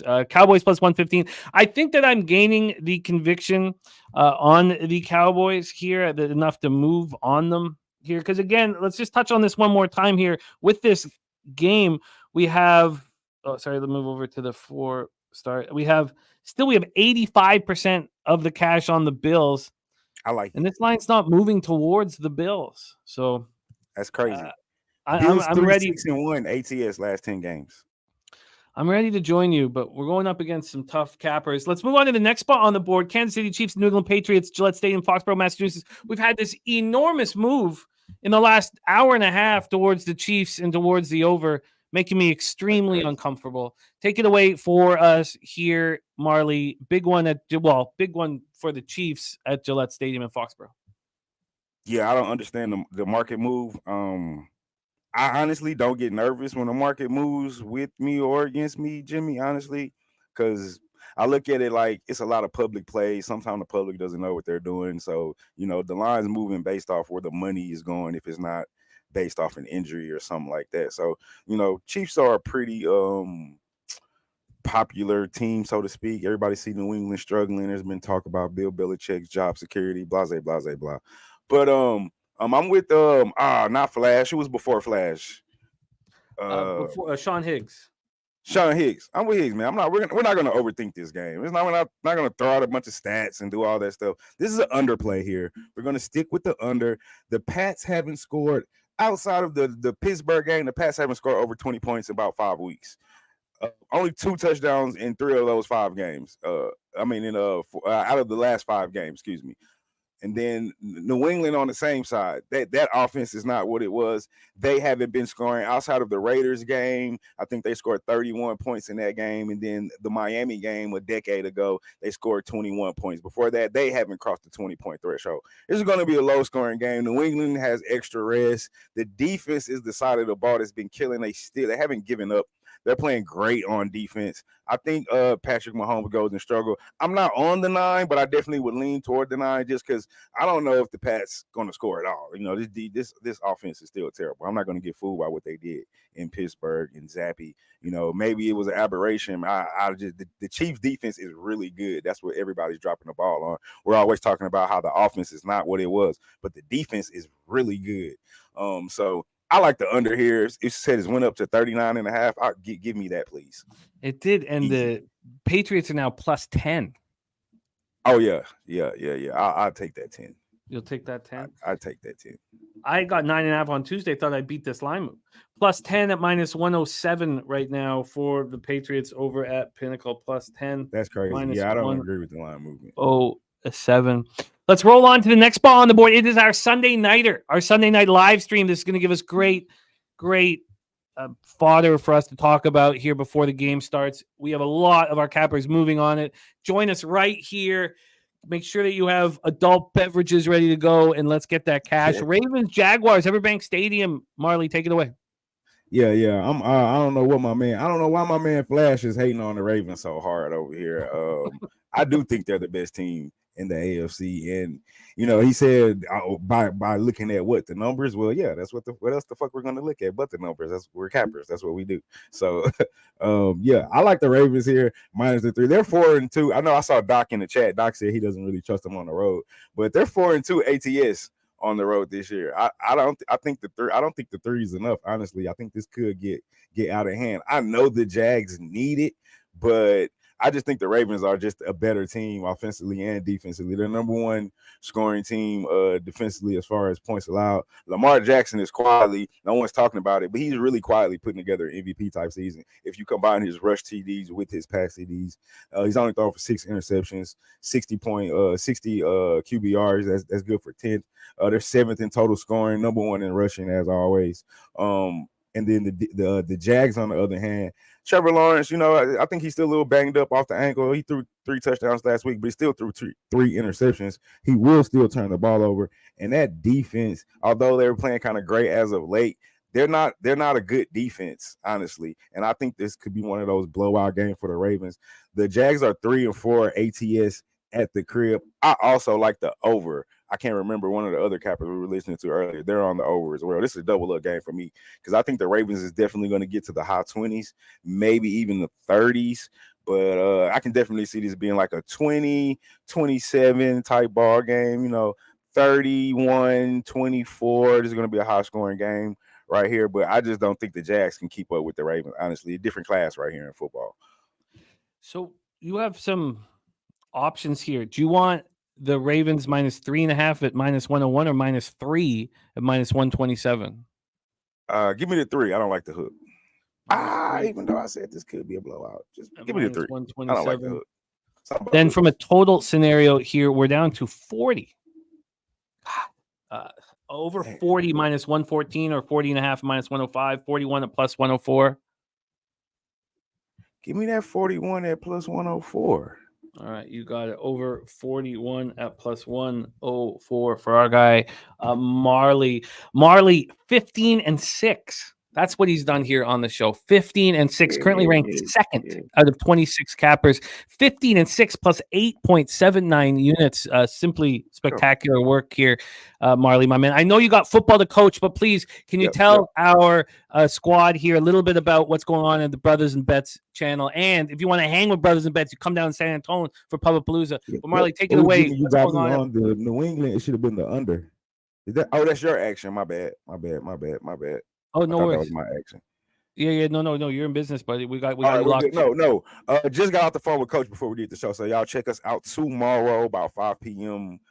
Central time down here in the Houston time frame at Brothers and Bets. You can also check me out at Marley_Bets right there. Follow me. Also catch me here on Sunday. Jimmy, I'm gonna try to join y'all tonight if I can make it. Oh, I'd love that. We'd love that so much, man. Okay, I'll make sure you got the link and I'll make sure that you're locked up. Have a great have a great afternoon coaching the boys. Go do your thing, leading by example in the community. I love what you're doing. What you and Coach are both doing. Respect, and just can't wait to hang again in San Antonio, my man. There he is, Marley, star of the Brothers and Bets YouTube channel. Please go and support Brothers and Bets. 2 great cappers, 2 great guys, 2 great friends of the channel. Let's move on to your next guest. We talked about how unbelievably skilled Marley is being this year. Your next guest has done the exact same thing. My goodness, has he been good? And he came second last year out of 25 cappers, second to Bobano last year. And here he is 5th, but he opened the year 3-9, down 6.05 units. Over the next 4 shows, he went up, what's that, 7.5, he went up about 13.6 units over 4 shows, currently ranked 5th, and he's got really fun action here on today's show with sides mixed with player props. Please welcome from Toronto, another capper that you can see and hang out with in San Antonio at Pubapalooza. Please welcome our friend, Mr. Spenny Pennybombs, to the show. Spenny, how are you? How we doing, Jimmy? How we doing, boys? How we doing in the chat? Seeing everybody going off today with all their picks. I love it. Love everybody. And I see everybody in the chat. Everybody's giving some love. So appreciate everybody showing up today. So let's get it going. Let's get that cash. We start right with Bears, Browns. You have side and player prop and all tweeted out. You must follow Spenny on Twitter at Pennigy_. I'm going to put it in the chat, but please follow him. A completely selfless capper who puts all his action out and asks nothing in return. And he is a winning capper. Take it away, and more than that. Take it away here for us, Spenny. Bears, Browns, side, player prop. Yeah. So for the side here, I'm on the Browns here. Browns at home. I think this Browns defense at home is going to step up here. They're used to facing some mobile quarterbacks here, so I think they're going to be able to contain Justin Fields with his running ability. I don't think that Fields is going to be able to pass the ball like he has in the last couple of weeks here. And Flacco has been manageable, more than manageable. He's looked good out there, been able to pass the ball a lot. Their run game looks decent. I know the Bears' run defense is still pretty solid, but their secondary has some holes. And so I think that Cleveland takes advantage of that today, and especially at home. So I like Cleveland here with the points. I'll take them with the points. And I also have a player prop that I like in this game. Kind of a sneakier player prop, kind of guy that's seen a little bit of an uptick in production in the last couple of weeks. Cedric Tillman, over 15.5 receiving yards at -120. He's seen some production here in the last couple of weeks with Flacco. He's seeing the targets, and he's getting some action. The 2 young corners for Chicago have been stepping up pretty decently, so I think they can have decent coverage on Cooper and Moore, leaving a little bit of space there for Cedric Tillman. So I like Cedric Tillman here. And then I also like the 25+ receiving yards at +135 as well. And that's another thing that I want to hammer. When you see a capper who is succeeding in the player prop market, which is a very difficult market, you wonder, what is he doing differently than other cappers? In that he always takes an extra shot for a bigger score with the spot that he likes. And you'll hear it throughout with his player prop. So here it's Tillman over 15.5 at -120, 25 or more +135. And you'll hear that throughout his action. Let's move on to your action next, because nobody's talked about this game yet. Houston Texans 7-6, 2-4 on the road. Goran Nikovsky asking for his Twitter handle. I'll pop that in right now because it's he's a great follow right here. Thank you for asking about that, Goran. Copied and pasted, and here it is in the chat for you, my friend. Thank you for supporting our guys, and you're one of our guys, Goran. All right, so here we go. Houston, Texas, Tennessee Titans, Nissan Stadium in Nashville, Tennessee. I got in on the Titans -2.5 with a decent vig on Tuesday, with the expectation that CJ Stroud would not be in the lineup. He is not in the lineup. It's Davis Mills, but nor is Will Anderson. So now you're taking the number 2 and number 3 picks in the draft off, and Will Anderson has been playing better and better and better. We know the issues at wide receiver. Now, Nico Collins with a calf injury is listed as questionable. He would really help because Tank Dell, of course, is gone, which would leave Robert Woods and Dalton Schultz to be the top offensive weapons. And don't forget what's gone on in Tennessee. They released Tier Tart, and we've seen every team that's released a veteran that we thought was highly skilled succeed more for whatever reason, getting him out of the room here. The Titans missing Josh Wiley with a knee injury. Jeffrey Simmons, of course, the defensive tackle, has been out, but they still looked fine last week. But now Danico Autry dealing with a knee injury, and he's also sick. You hear the sickness going through so many different camps here at this time of year, and that's happening in Week 15 of the NFL. Let's go into the side situation here. This is the first time we've talked about this game. From a Titans standpoint here, you can still get the Texans a +3. They opened up a +4, and the line's been moving towards them.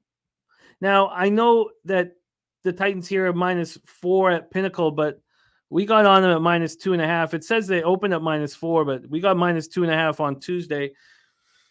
So I'm surprised that that's the Pinnacle line history. From the total standpoint here, we are looking at a 38.5. It's minus 109 to the under. This was at 37 for a long time. This didn't move to 38 until this morning, and now we're at 38.5. We have a 1.5 move towards the over, and you have to think that it is because the weather's quite a bit better than people had expected it to be today in Nashville. It's not Davis Mills either. It's Case Keenum. Is it Case? It's Case Keenum. Wow. Yeah. Shit. Wow. I thought all week I was just going to. Wow. No, man, it's Case Keenum. They're starting Case Keenum. Holy, what a slap in Davis Mills' face. Yeah, literally. 26% of the tickets and 42% of the cash on Texans and Case. You know, a guy who's been in this role many times. 43% of tickets and 64% cash on the under. Wow. Take it away for us here, Spenny. Texans, Titans. Either way, if it was Davis Mills or if it ends up, now that it's ended up being Case Keenum, I'm on Houston. I just think that Houston's still a better team. I think this is just one of those spots where it's a huge letdown spot for Tennessee coming off that huge win against Miami. It's been a spot all year long with these teams coming off their huge wins, having big losses right after. Just happened last week as well, in that same night with Green Bay having their huge win against Kansas City and then coming out having a stinker the next night against the Giants and losing. It's been happening all year long. I don't fully trust Tennessee. I still think that Houston's a better team. I think Case Keenum is clearly capable of managing this game fine. He's shown his ability to throw the ball. He's shown his ability to come in these situations and cover and win games. So I like Houston here. I like him with the points. I like Houston money line. I got Houston money line earlier in the week at plus 125. But you can take it at whatever you like now, and I got them at the +3 as well. And I also have a player prop in this game I like as well. They didn't give me any yards to go with, which is very annoying because I think that he is going to be involved in this game. I like John Mechie, so the only thing I could take is touchdown. So I'm taking John Mechie touchdown at plus 750. If they do add John Mechie receiving yards or anything here in the next half an hour before this game starts, I will be jumping on that. Because I do think that he has been seeing an uptick in snaps and in targets. It's basically going to be just him and Hutchinson and Robert Woods, with obviously Schultz mixed in there as well. So I think John Mechie is going to have a good day today. I'll take a shot on his touchdown at plus 750. And did you want to get involved with Treylon Burks as well? Oh yes, sorry, and yes, I forgot Treylon Burks as well. Yes, my bad. And then as well with Treylon Burks, I forgot because they're playing the Titans here. They have been trying to get him involved again. Vrabel even said last week that they want to get Treylon more involved in this offense. He had an uptick again last week in snaps, and I think he's going to see a little bit more of an uptick even this week, especially with the game that they have going on here. So Treylon Burks over 17.5 receiving yards at minus 113, and also 25 plus receiving yards at plus 110.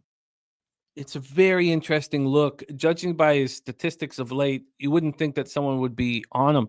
He's done almost nothing. So it's a fascinating look that you have on Treylon Burks, you know, studying what the coaches are saying, what the plan is for the attack, and that's to use Treylon Burks more. Real interesting spot I'll be keeping an eye on. Next up for you is Tampa Bay Buccaneers, Green Bay Packers. You have total and you have player prop. Take it away, Spenny. I have Green Bay in this. I have the total. I have the side of Green Bay. Oh, my bad. Okay, let me grab that. Yeah. Okay, I thought you were on the total. My bad.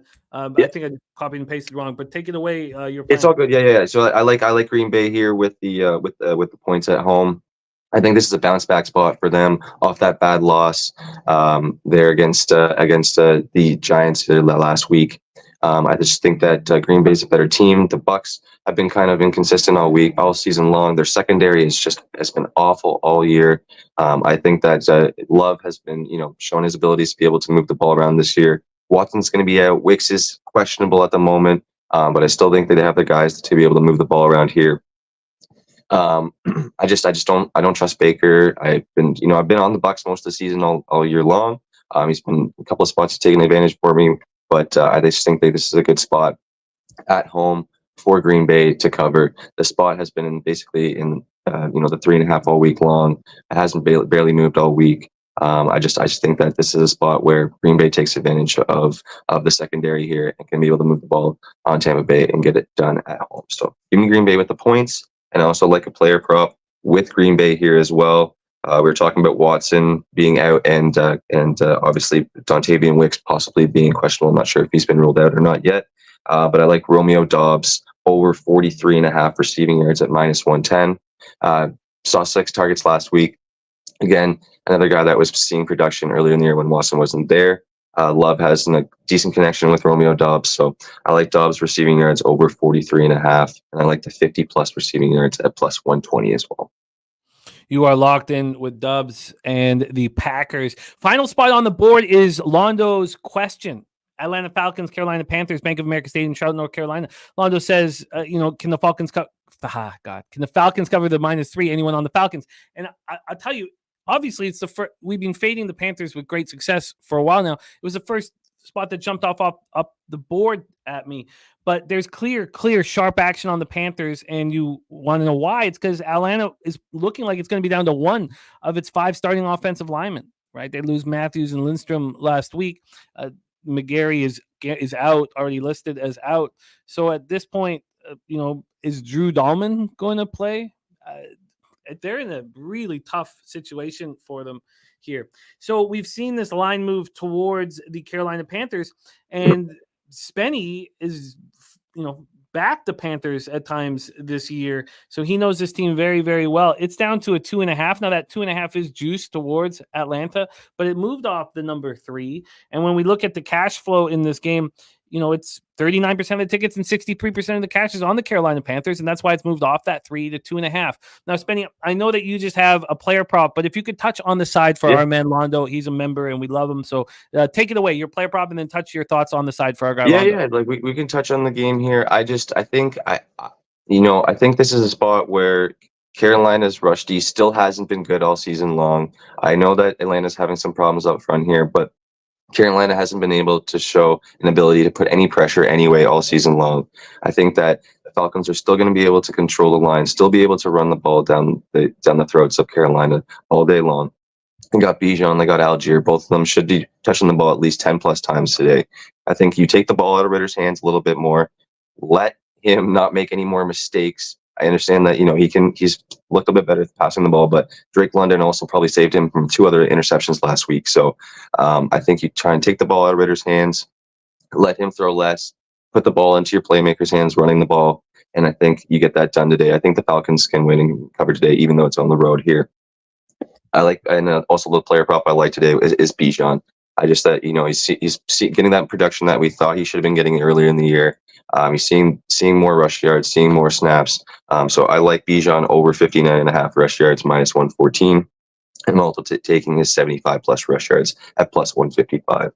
Again, just one of these bottom 5 rush Ds in the league this year, and I just think that Atlanta should just take advantage of them rushing it down their throat all game long.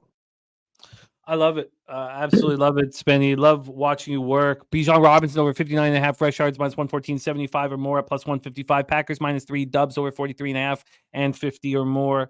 We have Treylon Burks over 17.5 and 25 or more. Mechie touchdown at +750. Houston money line, Houston plus the point. Cedric Tillman over 15.5 and 25 or more, and the Browns -3. Spenny, excellent work. I popped your Twitter handle in the chat. If anybody is not following Spenny, please do. Truly selfless capper who makes us all better. And he's rolling with us in San Antonio, baby, for Palooza. Man, I can't wait. It's going to be so dope. Let's go, baby. Spenny, any last words for the Capper Sport and the show? No, just appreciate you guys coming out. Like I say, every single time, looks like this chat is popping every single Sunday and every time we do any of these shows. So appreciate all you guys and all the love in here. Go out there and have a great day. There he is, Mr. Spenny Penny Bombs.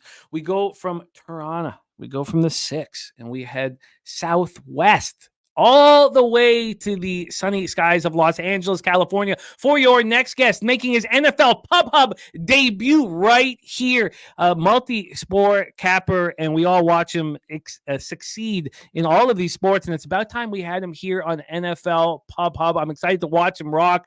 Please welcome from Los Angeles, California, making his NFL Pub Hub debut, our guy, Wine Time Sports in the house. Wine Time, what's good, man?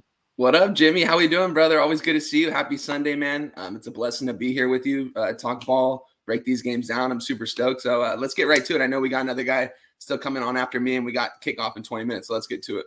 Let's roll. You start with Chiefs, Patriots. We've already set it up. Just want to hear how you're getting paid. And we've had this huge move in the last hour and a half towards the Chiefs and towards the over. What's your plan?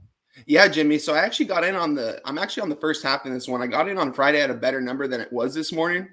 Before he came on here, I was kind of like, damn, I'm not going to get as good of a number first half. Went back to the number I got. It's at 5.5. Listen, guys, the Chiefs have been coming out. They've been coming out not playing good ball, especially in the first half. They've been losing these first halves outright a lot of the time. They've been having to force to come back in the second half. So I am on the Patriots in this one. I know it's an ugly play, guys. No one wants to bet the New England Patriots. I know they're up to a +10 right now. Everyone's hammering the Chiefs, but I like these Patriots in the first half to at least keep this game close. I think their defense is going to be tight. Bill Belichick, he's on his way out, but this guy doesn't like to lose. He's going to give it his best effort on defense. Bailey Zappi did give the offense a little spark last week. So I do think that he can easily stay within. If I can get a 5.5 on this first half still, I'm definitely going to take it. In a game where I think this might be a really close game. I think 10 points is way too much, but I'm just attacking the first half plus 5.5 -105 for me. We got you a 6.5 because of this huge market move, plus 6.5 at plus 103, plus 6.5 and no VIG for you, plus money spot. Let's move on to the next spot on the board because we just had Londo asking about it, and I can't wait to hear your plan. Atlanta Falcons, Carolina Panthers, and it is rain, 48 Fahrenheit rain, 15 miles per hour at Bank of America. Take it away. Yeah, guys. So talk about two shit offenses here. The Carolina Panthers, having one win this season. Bryce Young, looking like he doesn't really know this offense yet. He's a rookie. Not looking too good out there. Falcons, on the other hand, fighting for division spot. I actually, on the Bet Greatness podcast with Big Show, I gave out the Falcons as a future to win the division at plus 250 a couple weeks ago. Still looking to cash that. I don't have a play on the side in this one. I definitely lean towards the Falcons in this one. I've got to play on this side though, guys. I don't think too many points are going to be scored in this one. We saw total just keeps going down and down. I got in on the under 33.5. I know it's down to 32 right now. I think it keeps going down low for a reason. We're seeing a lot of the tickets, a lot of the money on the under, but it is moving in their direction. So they obviously think this is going to be a low scoring affair, especially when you got Bryce Young at quarterback. The guy seems like he can move the ball and then gets himself into a 3rd and long, 4th and long, force the punt, or they just turn the ball over. So definitely on this under here in a low scoring matchup. I like the under a lot in this one, guys. I know it's down to 32 right now, so definitely lost some value on it. I still like it though. My numbers have this at a 30.5, so I will still take advantage of the 32, whatever you can get me. Under 32.5 minus 108 at Pinnacle, so we can get you the hook. I should have moved on this on Tuesday. I meant to. It was 34.5, and I did not. But you're locked in under 32.5 at minus 108. Let's go to the final spot on the board for you. Being out in Los Angeles, I know you know these Rams very well. We had the SoFi Stadium in Inglewood, California for Commanders, Rams, wine time. Take it away. This game is already being set up. How you getting paid? Yeah, Jimmy. You know what? I'm on the dog in this one. I don't think the Rams should be a -6, -6.5 against anyone in the NFL. The Rams have been playing some good ball the last couple of weeks. Matthew Stafford has definitely woken up, and he's playing some pretty good ball out there. Got the Commanders on the other hand. You got Riverboat Ron. He's on his way out. He's definitely getting fired after this season, regardless of what happens. Question is he going to have a future in coaching? He's a defensive mind. He always has been. He called the plays in Carolina. I believe he got Jack Del Rio over in Washington to call the plays for him. He's doing a decent job. They just started giving up way too many points. They got rid of their defensive linemen. They traded them away. Didn't give them too much to work with. Ron Rivera had a bye week with these guys, and I think he's going to get these boys ready for this one in LA. I think the Commanders could win this game outright, guys. I'm not going to give out the money line play, but I am on the +7. Paid a little juice at -125. I just think this is too big of a spread for the Rams to cover. Sam Howell is going to be out there chucking it. He wants to show other teams what he can do and stuff. I know they're going to clean house after that. I still think he's going to be their quarterback of the future. You can't move on from this guy. This guy's got a lot of talent. You just got to get him on offensive line to actually protect him, and a better coaching staff and a better defense. So I am on the Commanders +7, -125, whatever you can get me in this one. I want to take another look at the player props in this one. Chris Rodriguez, he's the backup running back here for the Commanders today. You got Brian Robinson out. Rodriguez, when he touches the ball, it seems like he gets yards. He doesn't have too many touches this year, but he makes with what he can with he's been getting over this 20 yards the last 3 games with minimal carries. I think he'll get at least 10 carries in this one. I'm not sure if the prop is still over 20.5. If it is, Definitely like that. Chris Rodriguez can get off for an easily 40 to 50 today with Brian Robinson out. They're going to have Gibson catching more balls out of the backfield today, I feel like, than actually carrying the ball. So if you can give me a player prop in Chris Rodriguez, I'll take that too. Let's find that for you. By the way, Spenny did get the number finally on Mechie. So he is adding that to his action. He's adding over 18 and a half receiving yards and 25 or more at plus 140. So that is locked in for you, Spenny. Let's take a look at what we can offer you here. Oh, I had it. Damn. I had it set up here for Rodriguez. Take a look at the player props. We're looking at Rodriguez rush over, and we are getting 22 and a half at minus 128.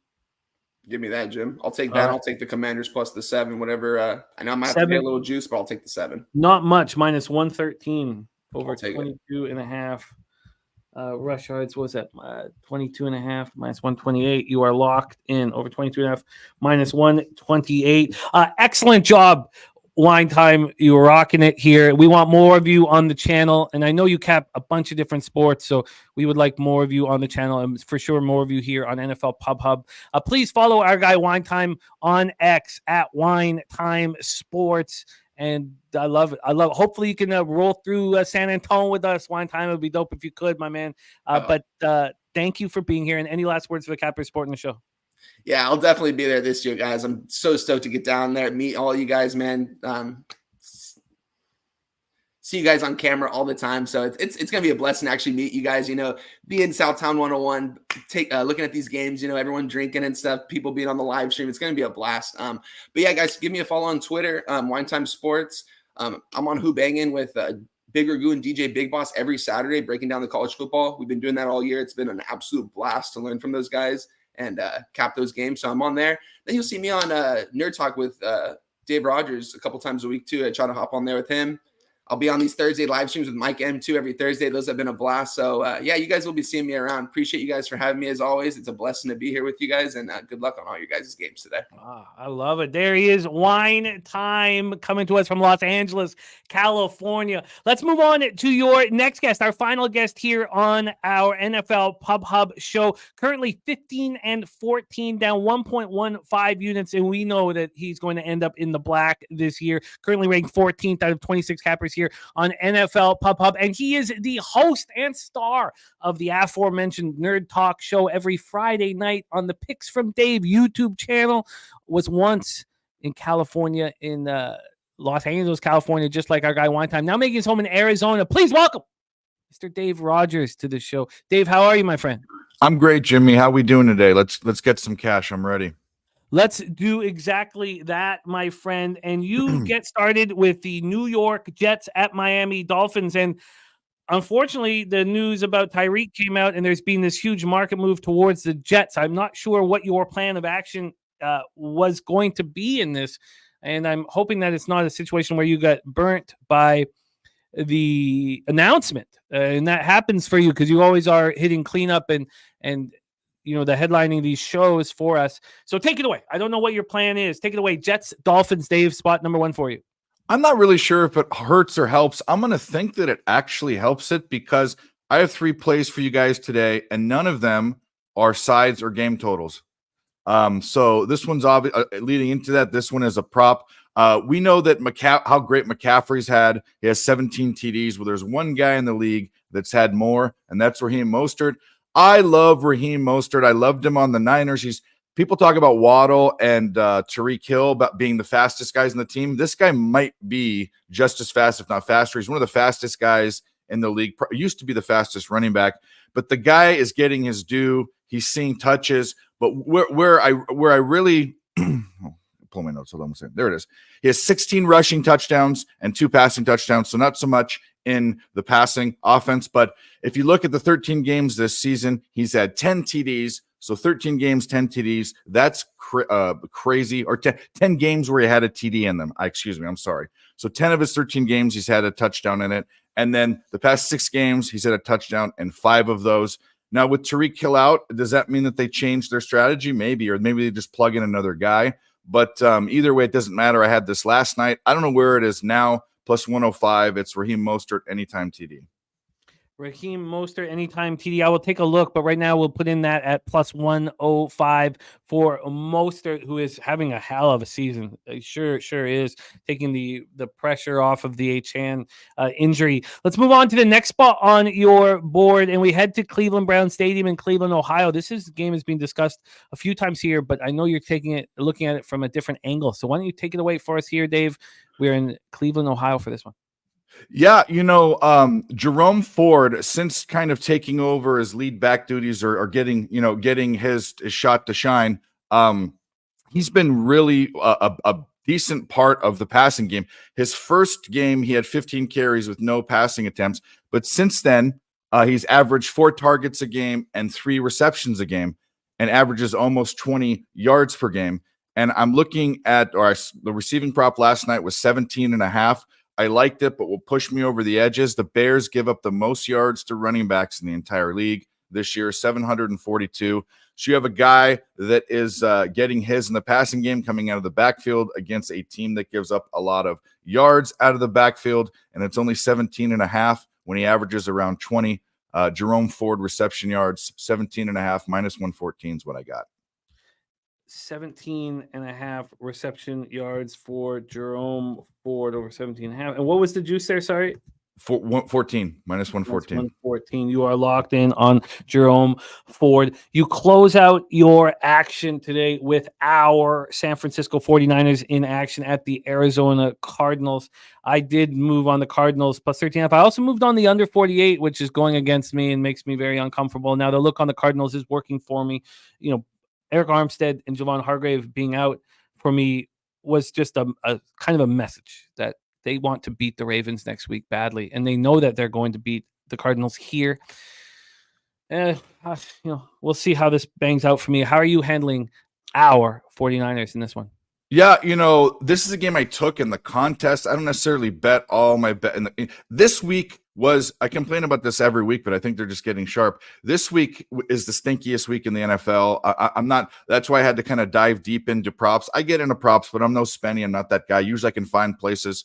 Even in this game, are they going to cover 12.5 or was 12.5, 12, whatever the number is? I think they do. Is it something I'm going to put my money on? I'm not. But what I do like and do know is that the 49ers, although, people think of them as a defensive team, every year for the past few years, they've been a top offensive team. They average 29.2 points per game. The past 5 games, they've averaged almost 33, third in red zone scoring, second in TDs. They're one of the best offensive teams as well. And I think that's kind of shown through with McCaffrey. This was happening before McCaffrey, but he pushed them over the edge where they're getting recognized and really one of the top offensive teams. And then Arizona is one of the worst teams, period. But on defense, that goes without saying. Third worst in scoring defense. To give up the third most points.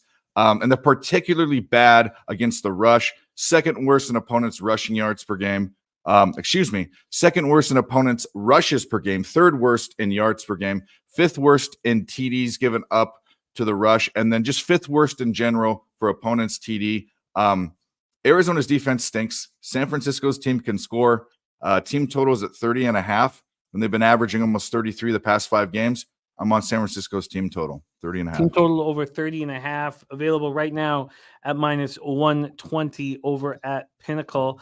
And here over at 365, it is available at minus 115. Okay, good. So we can cut 5 cents of juice off that. If anyone can find it at minus 110 or anything like that, please let me know. That's for the Niners team total over. Let's review Dave Rogers' action. Mostert anytime touchdown available right now at plus 101 over at Pinnacle. Jerome Ford over 17.5 receiving yards at minus 114.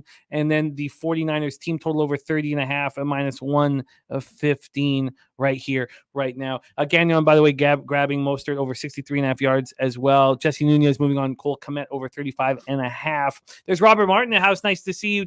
Terry Walker agreeing with San Francisco, and Gagnon saying 49ers best team in the league on both sides of the ball. No secret anymore. Over 30.5 minus 110 at ESPN Bet. Thank you, Saturated, my friend. So there we can take the VIG down to regular VIG. Dave, my man, look forward to rocking with you tonight on our NFL live stream. It will be very, very fun. It's a very interesting football game. We've had people on different sides of both the side and the total at this point. So, and I've had trouble putting together an SGP at this point. Maybe I just let it go. I've had real trouble finding it because I was on the under, wanting to bet the under 43.5 and just waited too long and watched it drop too much. But for people on the over, I got time to figure that out. But Dave Rogers, excellent work, my friend. Tell us what's going on the Picks from Dave YouTube channel, and I'm excited to rock with you these next couple days here. And of course, you can catch Dave Rogers every Thursday on Betting with the Bag, dropping college basketball and bowl game breakdowns. Take it away, Dave. Yep. Thanks, guys, for having me. Thanks, Jimmy. Thanks, Ramon, backstage. Thanks to the chat. Let's get them today. Picks from Dave on Twitter and YouTube. The only set show on my channels on Friday, it's Nerd Talk. We go over the weekend's games. We also live bet.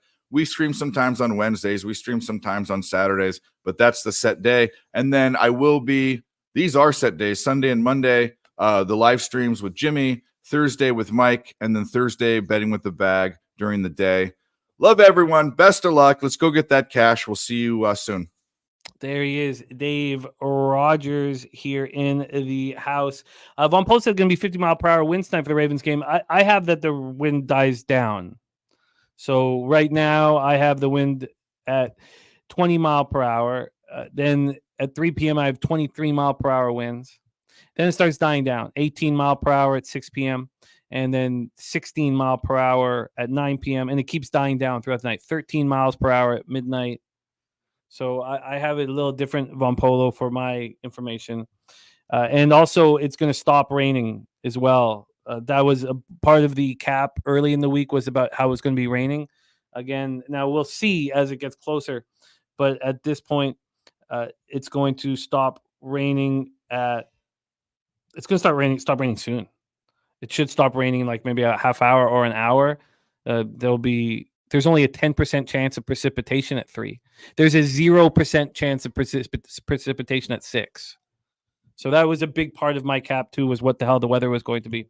But let's put a bow on this. Thank you guys so much for all of your action, all of your thoughts, all of your angles, all of your help. Justin McElvey, my man, thank you for your support. I love it. Let's go over all action here from the cappers on the show. Also, Razor Sharp picks Jaguars plus 3.5 was the gambler's first glance. But let's go through. Bo Bano. He gets started with the Browns minus 142 on the money line. Packers minus 126 money line, over 41.5 in Tampa, Green Bay. He's got the Giants plus 6. He has the Jets plus 8.5 and the Cardinals over 48.5. He's got the over 48.5 in Washington, LA Rams, and he's got the Bills money line minus 124, Ravens minus 3, and the over 39.5 in Baltimore, Jacksonville. Birdie coming off that huge 8-3 plus 6.63 unit performance last week.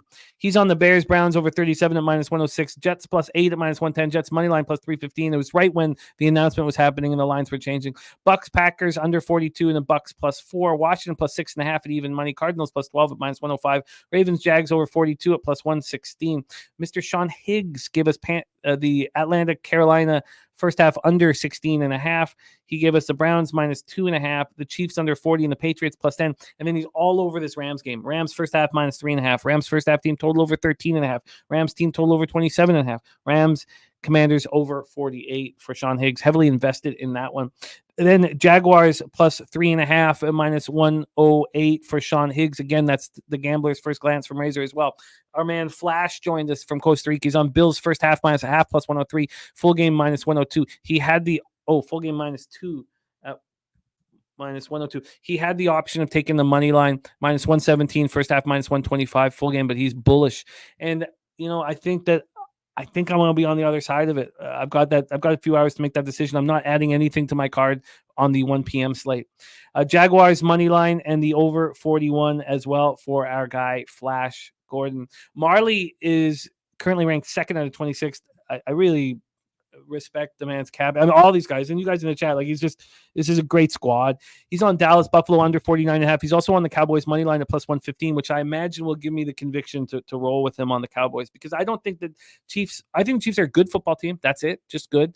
And I think the holes on the Bills defense, cannot be masked despite being at home or challenging this idea that the Cowboys can't win on the road. And We'll see how that bangs out. He's also on the Ravens -3 and the over 41 at +104. Robert Martin, yeah, there's some rain in some forecasts, but it's not as bad as we had thought at this point. Then we have Spenny on the Browns -3. He's got Cedric Tillman over 15.5, receiving over 25 or more receiving. He's got Houston +3, Houston moneyline. Treylon Burks over 17.5 and 25 or more. John Mechie touchdown and over 18.5 and 25 or more. Then he's on the Packers -3, Romeo Dubs over 43.5 and 50 or more. Bijan Robinson over 59.5, 75 or more. And that's, there's the Carolina's got the rain here in that one. Then Wine Time Patriots first half +6.5, +103. He's on the under 32.5 in Atlanta, Carolina. And he's on the Rams +7 and Christian Rodriguez over 22.5 rush yards. Then we close up with Dave Rogers, who's on Mostert anytime touchdown. Jerome Ford over 17.5 receiving yards. And the 49ers team total over 30.5. That is our show today. Charlie Chips, thank you for your kind words, man. We'll get you back to that millionaire status, man. We'll get you back. There's Ken Hicks. Thank you, Ken. Robert Martin, Parle Angel, the Nuke Worker. By the way, the Nuke Worker, myself, and Mr. Gokster all on the same flight right now down to San Antonio. I mean, how much fun is, oh God, I'm so pumped. I'm so pumped for that. Flea Mathis, Mike, Razor Sharp Picks, Wine Time Gagnon, Justin McElvey, Von Polo, the Big O, Tori Coker, Equinimus, Bo Jackson, Chris Tucker, Jason Meyer. There's our guy. Jason Meyer's on Giants moneyline, Rams -13.5 and +190, and Cleveland, Chicago under 38.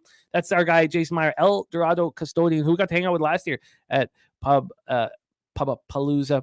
Saturated, thank you. Thomas Maggio, TJ, thank you guys. Dana Delp, Philly Eagle Flyer, Jesse Nunez, Stimmy, OG, Christian Rivas, Big Ragu.